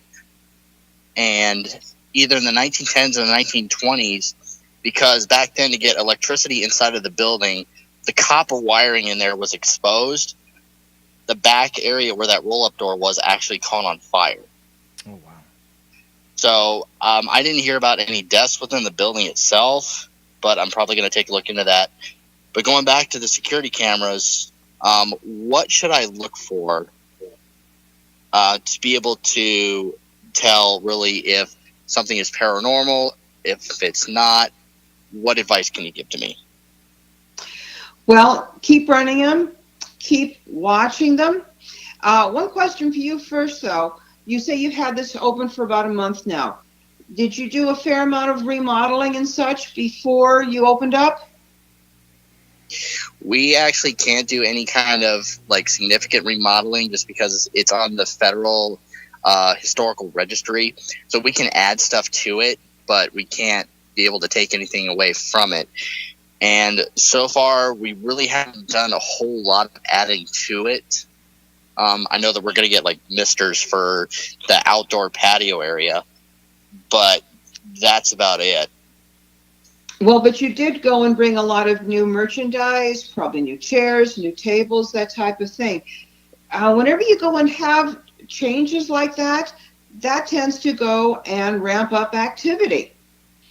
So when you're watching for things going on, find someone that can show you on video what just dust looks like.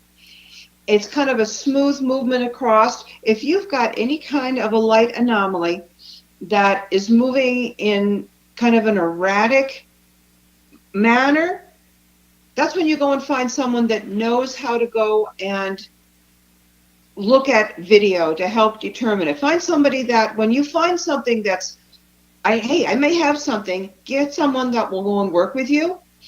And beyond that, keep track if anything, has anything physically moved? Anything physically moved? Well, it's currently under police investigation right now. Oh man. Which I can't really talk about it right now at the moment. But there is a possibility. I'm not saying that it is paranormal or not, but there is a possibility that we might have caught something. Oh man. Okay, I kind of had a feeling. Yeah, if something moved, if something happened and there were no signs of a break-in whatsoever, and I got a feeling that's what has happened, and either sometimes things can just vanish, even though there is no break-in, and nothing on your cameras will go and show that anybody was there. I've experienced that myself with things just disappearing. Yep. Yeah, I have a couple of times, or seen things move. Not too many times, but enough that I have experienced it. Just keep watching what's going on. And again, find somebody who knows how to look at the video when you think you've caught something, and they can go and teach you what to look for. He knows somebody. He Well, knows there me you go. right here. Well, there you go. And that's what you need. So watch it. And when you find this, take the clips. And when you have it, make sure that you go and save a couple of 3 minutes before and a couple of 3 minutes after. Because you want to show Comparison. when nothing happened, on both ends of it. And that's what I would be doing, is getting someone to help you with that. And just keep it going, because I think that you will go and catch something. It's your fact that you're saying there's something going on that you can't go into depth on. Yeah, you've got some activity. And I think if you do some digging on the history, this woman who you have heard, she's definitely there. She is most definitely there. And Zach, I'll be dying to see any footage you want to send me. And I've watched a lot of DVR footage, and some of the anomalies I've found, I've pointed out, you can figure it out when it's not dust, because you can watch the dust. You can see what the dust is doing. Yes. It will be completely different than what the dust is doing, because dust goes by airflow in the building. You'll see it when people walk around, how it'll move up and shake up on the camera. You can also see it when if you have audio with it, which I like to have with my DVR systems. You can hear like the air or heat or the air conditioning kick on, either way, airflow, and you'll suddenly see it. You'll see all the dust. It's when it flies against that airflow, when it does stuff that's the dust isn't doing, that is your first clue. The other thing is Yeah. I would recommend finding a good medium and having them come in, especially if they're not familiar with the history of the building or anything, and have them just come in and get a feel for it, see what they pick up on, see what information they may be able to pull literally out of the air or see. That's another option that you can go and do. Definitely. You know, Katrina Cooper travels a lot, Zach, and she goes to Arizona quite often. She almost talked about moving there. Hit her up. You never know when she might be in your area. I got a really strong feeling that you're going to get somebody in there and they're going to go and get information from this woman, and that they're going to see somebody who's from turn of the century. They're going to see somebody who's got the dress all the way to the ground. I can see it. I can see that. I don't have to be there. I can do this from a distance, but there is a woman who is wandering around there. If you wanted to talk to me about this at length sometime, I'm seeing a whole bunch of stuff, and I don't want to eat up a lot of airtime on this, but I'm hanging on every word you're saying, Julie, so I don't care. I could go and give you a description of who I'm seeing, but this is something that you wouldn't want another person to know, so you've got something to compare about it. But right now I'm seeing a woman who's somewhere in probably her later 20s, and slender build, the skirts down to the floor. This is where I'm seeing my time periods. You've got the hair pulled up, and this is somebody, it's like she's looking for something, or there's kind of a lost feeling to her, kind of a searching type of thing. And she's wandering in the building, and she's definitely there. And I think she's going to be a permanent resident unless somebody can really figure out why she's there. Or what she's looking for. Or who she's looking for. That too, yeah. Well, thank you, Zach. Yeah, again. I'd have to. Go ahead. Yeah, so thank you, man, for letting me call in. I'm definitely going to have to take a look into that. I want to definitely take a look at the footage once. I did talk to my business partner about that, and he said he'd go ahead and he'd let me take a look at the footage. And I even mentioned you, Jason, as well, because, if it's something that, I can't explain, I definitely want you to take a look at it. Yeah, I want to. I want to look at it, definitely. Great call, Zach, as always. You always have something interesting to add to every show you call in, man. Thank you. She might be looking for a specific cigar that you don't have in stock, so. Or she doesn't like the cigar smoke. Yeah, it's messing with you guys. Yeah, I know plenty of women are like. You never know. I mean, with the product that you've brought in, that could have triggered it. Whether this was somebody who maybe highly opposed smoking, maybe it could be because the smell of a cigar was going to bring back a memory, because so many people would have smoked cigars in that time period. So it's triggering a memory, and that's what's making her more active. And this is why she's interacting with you. Maybe in her own time, in her own way, she's recognizing you in some way. This is why you need to get a medium in there and see what they can go and tell you. She's just there. This isn't anybody that's going to be a problem, other than the fact that she's there. And some people are going to be uncomfortable, but this is somebody it's positive. This is not anybody malicious. They're just there, and they're going about in their own time frame, in their own period in time. And they're looking for something or someone, and I'm thinking it's more of a someone. So you might want to check into deaths. Also, anybody who would have lived. Was this a residence at one point? A long time ago? Yes, it was. It was. Yeah, it's an original. Right. Originally, it was a house made out of adobe. All right, then you know what? You go back to the very early records from when it was built. Definitely take a hard look up to the 1920s, because how she's dressed really shows me the time period. And I'm getting a feeling there's a child involved, that she may have, had a small child that died young. These are other things to go and take a look for. But that's kind of what I'm picking up on right now. So definitely look into the time period of when this was an actual residence, because that's when she's from.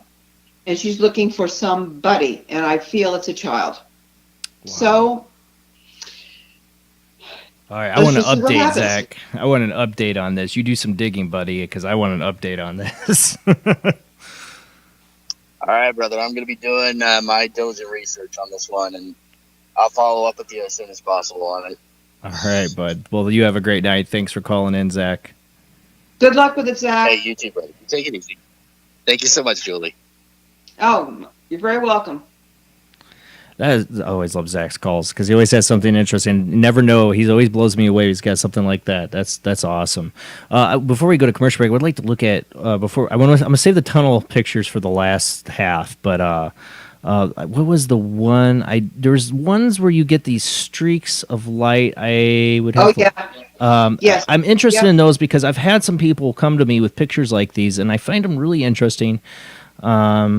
Trying to find where I got them at so I can tell Jeff to pull them up. I could pull them up, but Okay, that's going to be listed under oh no, I don't have them. Old Jail. Old Jail. Jeff, can you find that on the website? It's under the Old Jail. It's going to be some pictures of some. It's like streaks of light. I've seen Yes. these before, Julie, and it was with a personal friend of ours who had some really deep, dark stuff happen to him. But he had these pictures he left on his computer when he had moved out of this haunted place, and we found them. And I never really got to ask him about them, but I've seen other pictures like there's like these same streaks of light. They're so crazy and weird, and these. That's what it reminds me of. I don't know if Jeff's finding them or not. It's on the website. It'll be under the old Jail, right? Old Wooden Jail. Old Wooden Jail, if you can find those, Jeff. I didn't get a chance to download those. I was running behind today, and I wish I would have got those. He might be able to find them here. There's two photos. You're going to have first a photo without and then a photo with. And when you take a look at them, you can look at the backgrounds. You can go and see that there's the blur, the focus is the same on both of them. I've been at this location for, not 20 minutes when I caught this. This is taken at the oldest wooden jail in America. It's in Barnstable, Mass. That's kind of out onto the Cape. Excuse me. And I've gone there for an investigation. And the back part of the building literally goes to the late 1600s. And then the front part of the building, I believe, is from the later, somewhere in the 1700s. But I liked the front part of the building. That's where I felt more energy going on. And again, I'm just taking the photos. This is the only time I've caught a photo that looked like that, with the streaks, with all the different colors of the light. And if you take a look up at the rafters, there's like a ceiling light. You can see the direction of the shadows from that light. And that's a completely different direction. So it has nothing to do with all this energy that's coming in, from the right toward the left. I have no idea. I really don't. This one it's just interesting to me. I've seen a few different times these streaks of light, and it's like you saw that really bright ball light in that one picture you had with that incredible clear image of the guy. And you wonder if these streaks of light are just them. They're just moving that fast. But I saw it where Julie in a picture once where they were streaked like it was just like a incredible laser show going around my friend in this picture.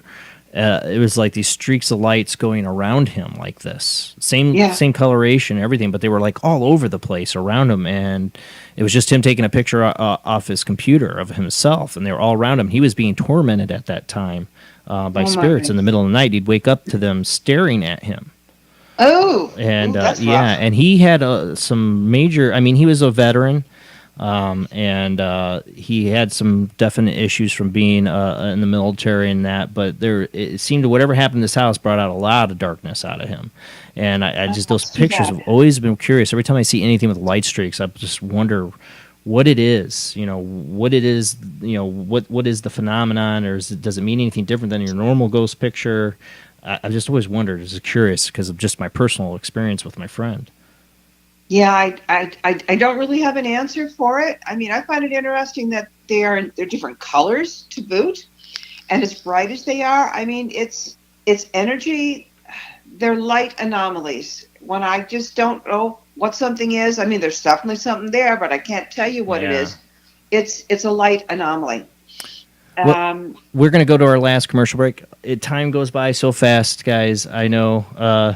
Just 3 hours. I made the show longer, and it feels like it goes quicker. And I know it partly is the commercial breaks, but like I said, I'm just trying to do my part to advertise for Late Night in the Midlands Radio Network because it's such a great network. Just remember, guys, watching on Facebook, we play music out to Late Night in the Midlands Radio Network that you cannot hear on Facebook. So don't freak out when it goes quiet. But go to the Late Night in the Midlands Radio Network. You can listen there. You can always hear the music when you're on there, but you can donate, subscribe, do what you can to help keep this network going. This is why I do these commercial breaks. I do it to advertise for this network because we need your help to keep this network going. Without you, there would be no great shows like we have, like Heather Wade coming back. You know, they all have their separate subscriptions. Heather will, but it's a network. We need your help to keep the network going so we can have great hosts like Heather, like Chip Reckenthal, like Katie and Daryl, Lorley, that's regular caller. She's got her own show on Studio B. We have so many good hosts. Kevin and Jennifer Malik, Paraversal Universe. Go check it out. Go to LateNightTheMidlandsRadioNetwork.com. Check out the site. Donate. Subscribe. All right, guys. We'll be back in just a few minutes.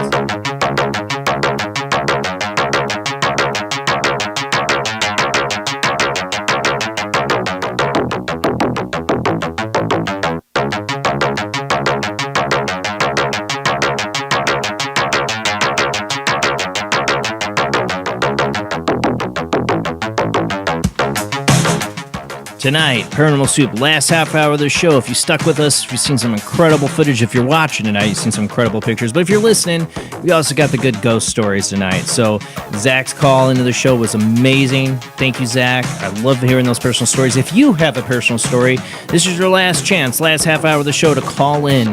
You can call in at 219-230-4444. That's 219-230-4444. Or Skype ID OOJBland OO. That's OOJBLAND And there's the Soup live chat 800 live chat, the video Skype line. Sometimes that works. I don't know.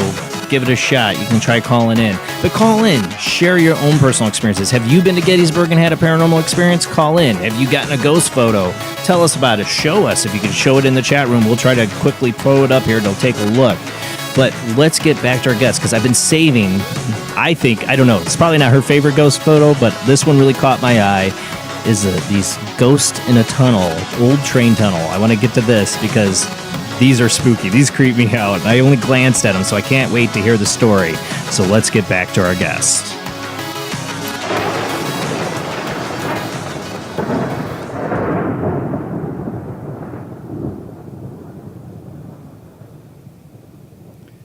You still there with us, Julie?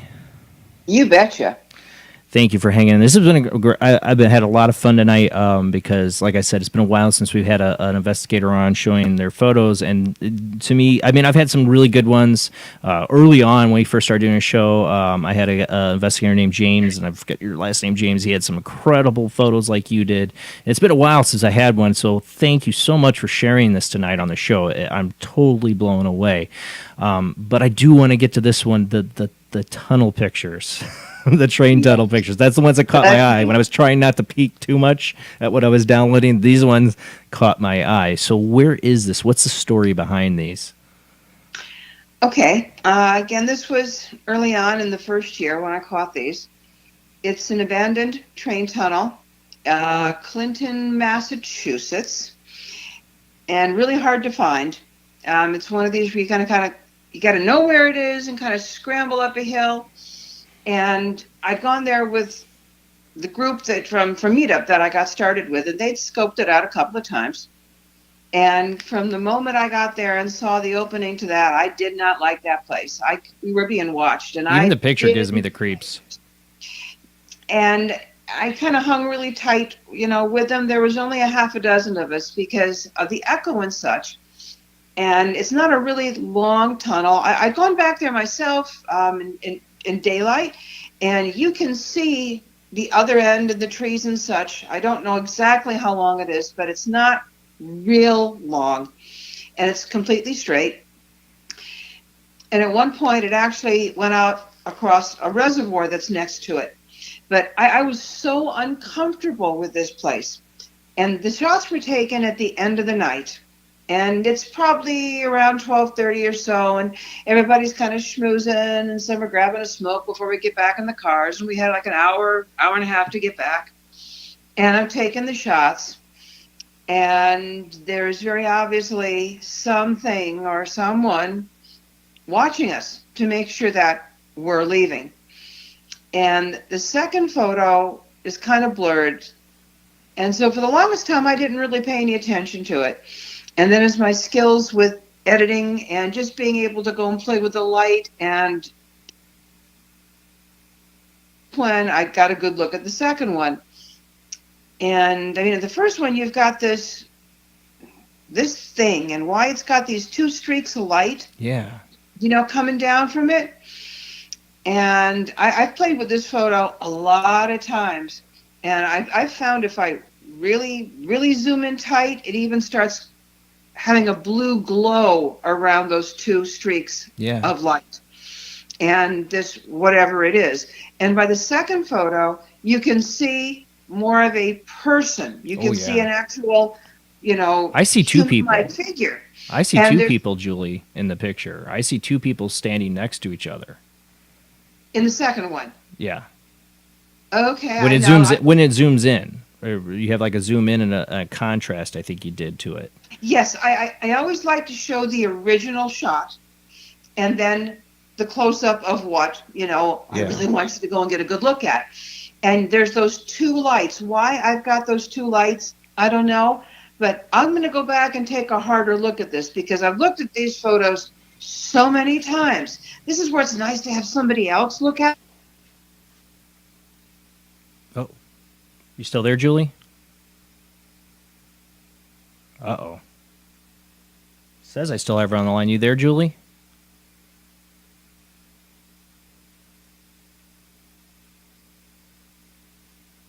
She was there and it cut her off. Oh, call failed. All right, let me call her back. I'm here, the best part I've waited for. Let me call her back. Hold on. They knew she was talking about it. Right. Yeah, we were talking about orbs earlier and, seeing. Hello there. Hello. We got cut off right in the best part. I know. All of a sudden, I'm looking down and it says call failure. I'm like, oh, man. All right. That's where we were. Your voice is more tinny, though. Are you away from the phone or did anything different? No. I haven't moved a bit, and it's right here in front of me, and it just kind of cut out. I don't know. Maybe that thing in the tunnel kind of know when we're talking about them, and personally, I've had weirder stuff than that happen where you talk about a subject and golly, your reception goes out or things cut off. Wow. But anyway, yeah, it's all part of it. But on the website, with those photos, I have one story from the book because I put a book out in October of 2012 because it's like, what am I going to do with all these? I want to share them with the world. And the excerpt, it's a kind of a short story on this particular one, and that story, that chapter from the book, is on the website. So you can go and read all of what happened. But just also to know that I've got a book with a total of 12 stories with photos and the stories behind them. And sometimes an investigation can be kind of mundane, and sometimes things happen that are, well, just plain old messed up. Well, so this tunnel, this tunnel picture is incredible because when you do zoom in and get the contrast, you get these two blue tracers, but it seems to be like two people standing there holding some kind of light source that's doing it, but there's nobody down that tunnel, obviously. No, completely empty. We're all hanging out, schmoozing for a little bit, getting ready to get in our cars and head back. Wow. And I could just feel it, and I just kept shooting, and yeah, they were watching. They wanted us to go home too, whatever that is. You almost see like it's kind of weird, like the way that both the figures look, like some kind of like chest, something on their chest, like something reflective on their chest, or like they're wearing an armor or something. I don't know. I don't really know either. I mean, we've done some research on the tunnel, We can't find any documentation of anybody, killed, while it was being, made, because you can go and see, from this shot, you can just see the concrete and the opening, but once you go and get in about 20 feet, it's just all carved rock. Yeah. How long is that tunnel?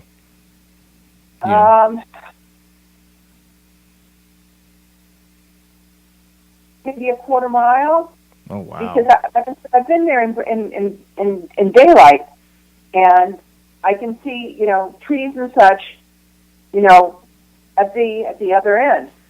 But I've tried going in this tunnel with a friend on the phone, and I can't get more than halfway down it, and I just have to turn around to get out because it just feels like it's all going to come down on me. You're not a claustrophobic person normally, right? No, and there's no reason to be claustrophobic. You've got a ceiling that's at least 20 feet high. I mean, a train used to go through here, so it's not. And it's daytime. I can see out of both ends. There's no reason for me to be feeling that way, but it's just,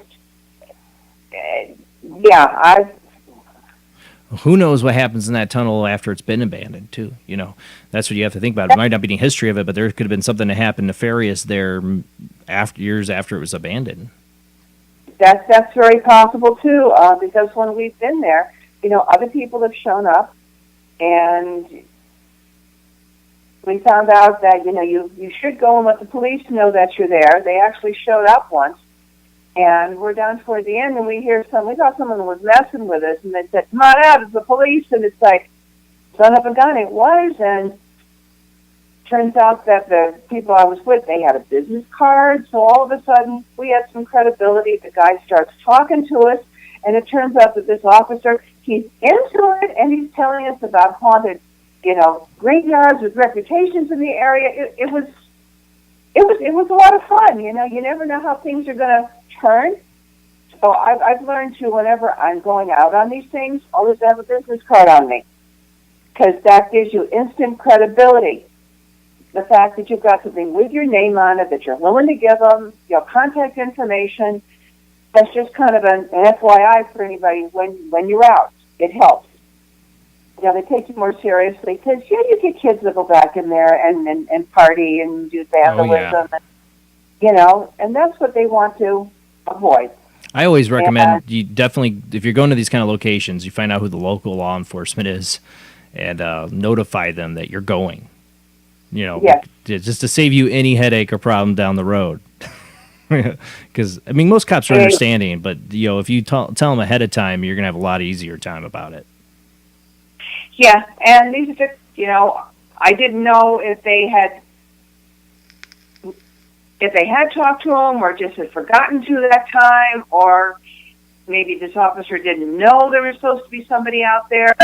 But I've run into some pretty strange situations in investigating, cemeteries or haunted locations, purportedly. And other people do show up, and I got to tell you, there's been more than once that they were not sober. But that's a whole nother story. Oh, yeah, I've had to cancel investigations because of that, because, I'm not doing it, Yeah. And part of it, is to let people know roughly when you're coming in, roughly when you're going out, so if something happens, you're covering yourself. Oh, yeah, definitely. Now, we have a little bit of time left. Again, anybody wants to call in, it's your last chance, 219-230-4444 or Skype ID OOJBland00. Call in, ask a question to Julie, or tell us your own experience. Would love to hear it. This is an open forum, people. This is why I do the show. We can all come here, have open minds, and share our experiences without being criticized. Doing this, what are your number one? You've talked about your methods tonight and all that, but I want to make sure you get out there. What are your tips for people if they're going to start doing this? I want you to get that out there again, even if we're repeating it, because it's so important for people getting started in this to start out right. Oh yeah, and I'm more than happy to share everything I do. I'd be thrilled if there were 1,000 people out there doing what I'm doing and making these kind of captures. It doesn't matter what your camera is.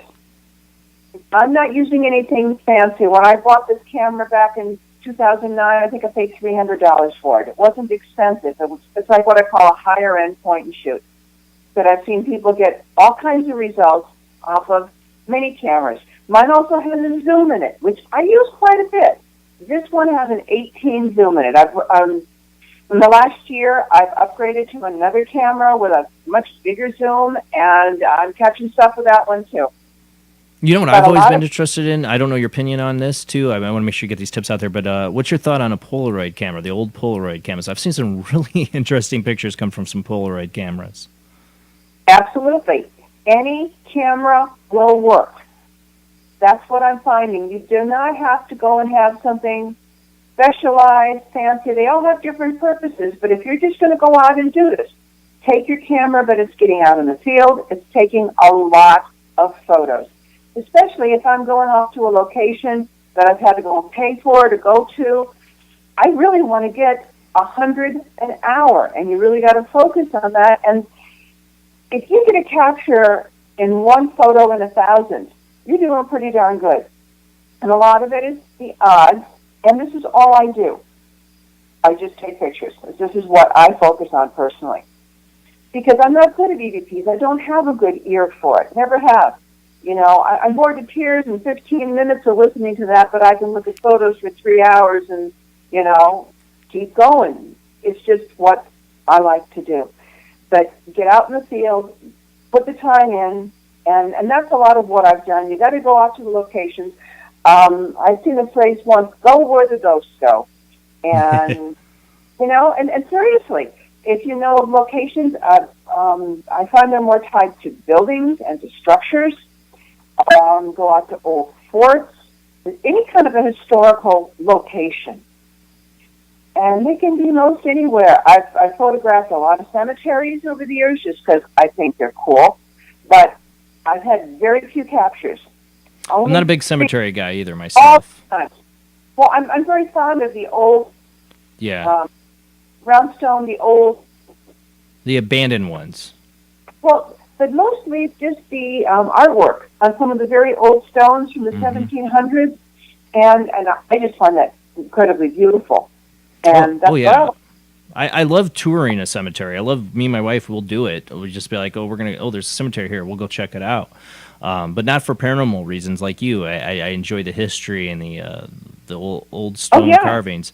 But as an investigator, it's so much contamination because I'm an audio guy. I have to think about audio contamination, so I'm not big on the outdoors for that. But for photos, you know, I've seen some incredible ones come from some cemeteries before. I mean, so where the ghosts are. I just don't think ghosts are always hanging out at cemeteries. It's like you said, the buildings. They aren't.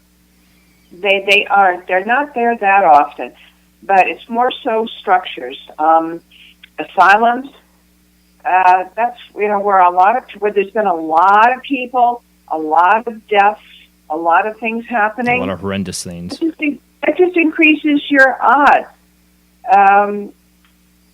Eastern State Penitentiary in Philadelphia is a great one. Rolling Hills Asylum in Bethany, New York is another great one. They're big, and a lot has happened in all of these. I'm just going off the top of my head. I've been out to Mansfield, Ohio, to that penitentiary. That's where they filmed Shankshaw Redemption. Yeah. Very cool place. But getting into some of those large locations, I did a chance to do a day tour down in Moundsville, West Virginia, just by chance. And boy, I'd love to do a nighttime investigation there. Just in the day, that place I've heard is so many heavy. good stories. I've never felt energy so heavy in a prison before. They boiled a man alive there, if I remember right. Yeah. But when they were talking about like the top 10 worst, most bloody, the stories are horrendous out of that place. Yeah, it was a guard, I think, during our prison riot. They boiled him alive. Yeah, and there's one side that they had to go and put fencing up on all of the different tiers because they would throw the guards over the edge, obviously to their death. Yeah. It was a brutal, brutal place. And well, yes, I definitely want to get back there and do a proper investigation someday, because to me that's fascinating. I want to experience that, and I want to just see if I can catch something, and I just enjoy it so much. Just you never know what's going to happen, what you're going to see, what you're going to feel. I want to ask you this question. I know she's probably asleep now, but I know she was watching earlier. My fellow investigator lives in town with me. His name's Judy. She once got a picture. I still can't explain it to this day. It was on a digital camera, and saves it as a JPEG file, and she showed me it on her phone, and it was an orb, okay. But what was weird is we were at this meeting. We were at one of our paranormal meetings, and we're looking at it, and I'm like, well, this isn't a JPEG. It's moving. And everybody was looking at it, like, yeah, it's like floating around and moving, and it would like replay. I'm like, did you record it? And I went and looked at the file. It's a JPEG. Have you ever had a picture change on you? Because that's what it was doing. It was the weirdest thing we've ever experienced with a ghost photo. Wow, and then we never could get it to do it again. It just went back to being a JPEG, but it was always a JPEG. But it actually moved in the picture. It was the weirdest thing ever. You ever experienced anything like that? No, I never have. Wow. Yeah, I to this day I can't explain it. I don't know how it affects a picture that's already been taken, but it was literally moving. We had a few witnesses to this. We were at this meeting, and I'm like, let me look at it. I'm looking at the file, and I'm like, no, and then we'd go back to it, and it'd still be like moving, and then it just stopped. It just stopped moving, and it was just a JPEG. It was the weirdest thing ever. Wow, but how cool! How very cool! What a wonderful capture. If you ever get anything like that. Keith Weldon, with his app and being able to manifest the image, With a he has a particle generator in his app that you can see images on and stuff. Can form or make an image. Is really cool. Well, Julie, we got like a minute left. I want to give you the floor to get out any last information for people. Talk a little. Since you reconnected, you're a little bit more muffled, so maybe talk a little closer to your phone. But I want you to get out any last information for people, contact information, or anything you want to get out.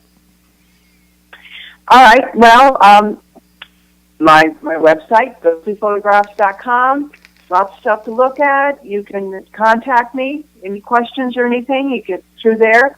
I'm also ghostlyphotographs@yahoo.com. You can reach me that way through email. I love to go and see what other people have done. If you've got photos that you'd like another opinion on, I'm always happy to do that. Oh my gosh, what else is there? But yeah, feel free to reach out. I want to get your book. I'll be really honest. I wish I'd had it before the show, but I really want to get your book. Truly blown away tonight, Julie. I really, truly am. I'm not trying to over-exaggerate for my show. I was really, truly blown away. And this is why I like not to peek at the pictures or the evidence of investigators too much. Like, I like to be surprised on the show, and I was truly surprised by your pictures tonight. They were incredible. Thank you so much. Oh, thank you. This has been such a pleasure tonight. It really has been. And I just want to share this and show people what's possible. What can energy, what can spirit look like? It's so much more than anybody realizes.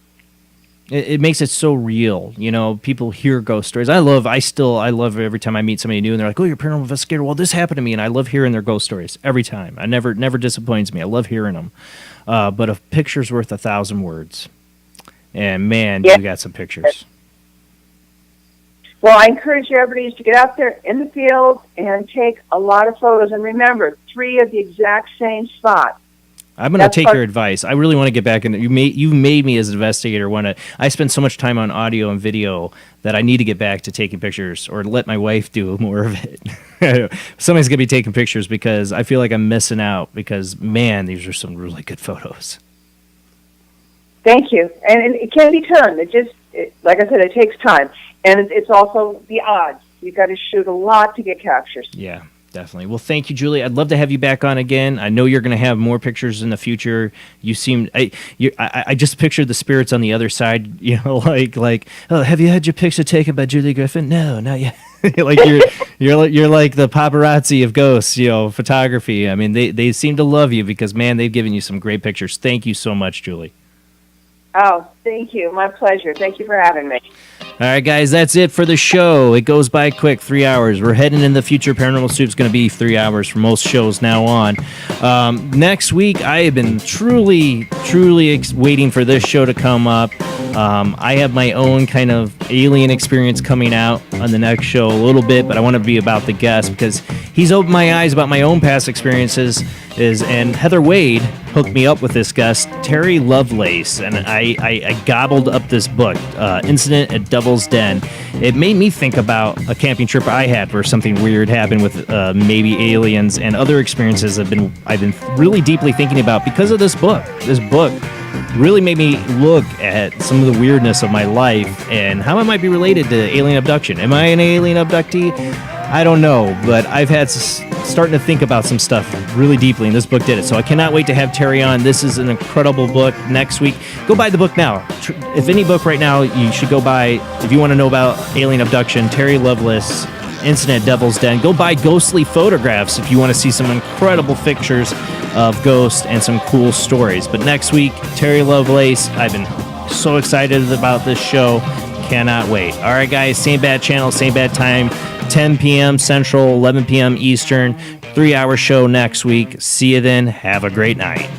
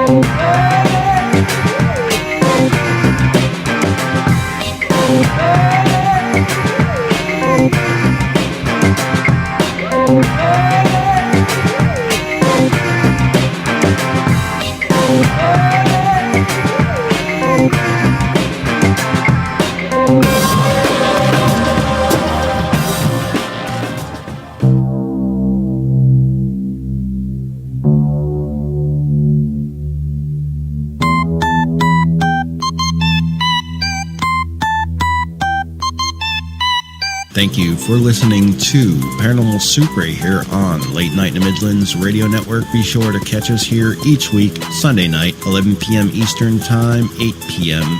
Pacific.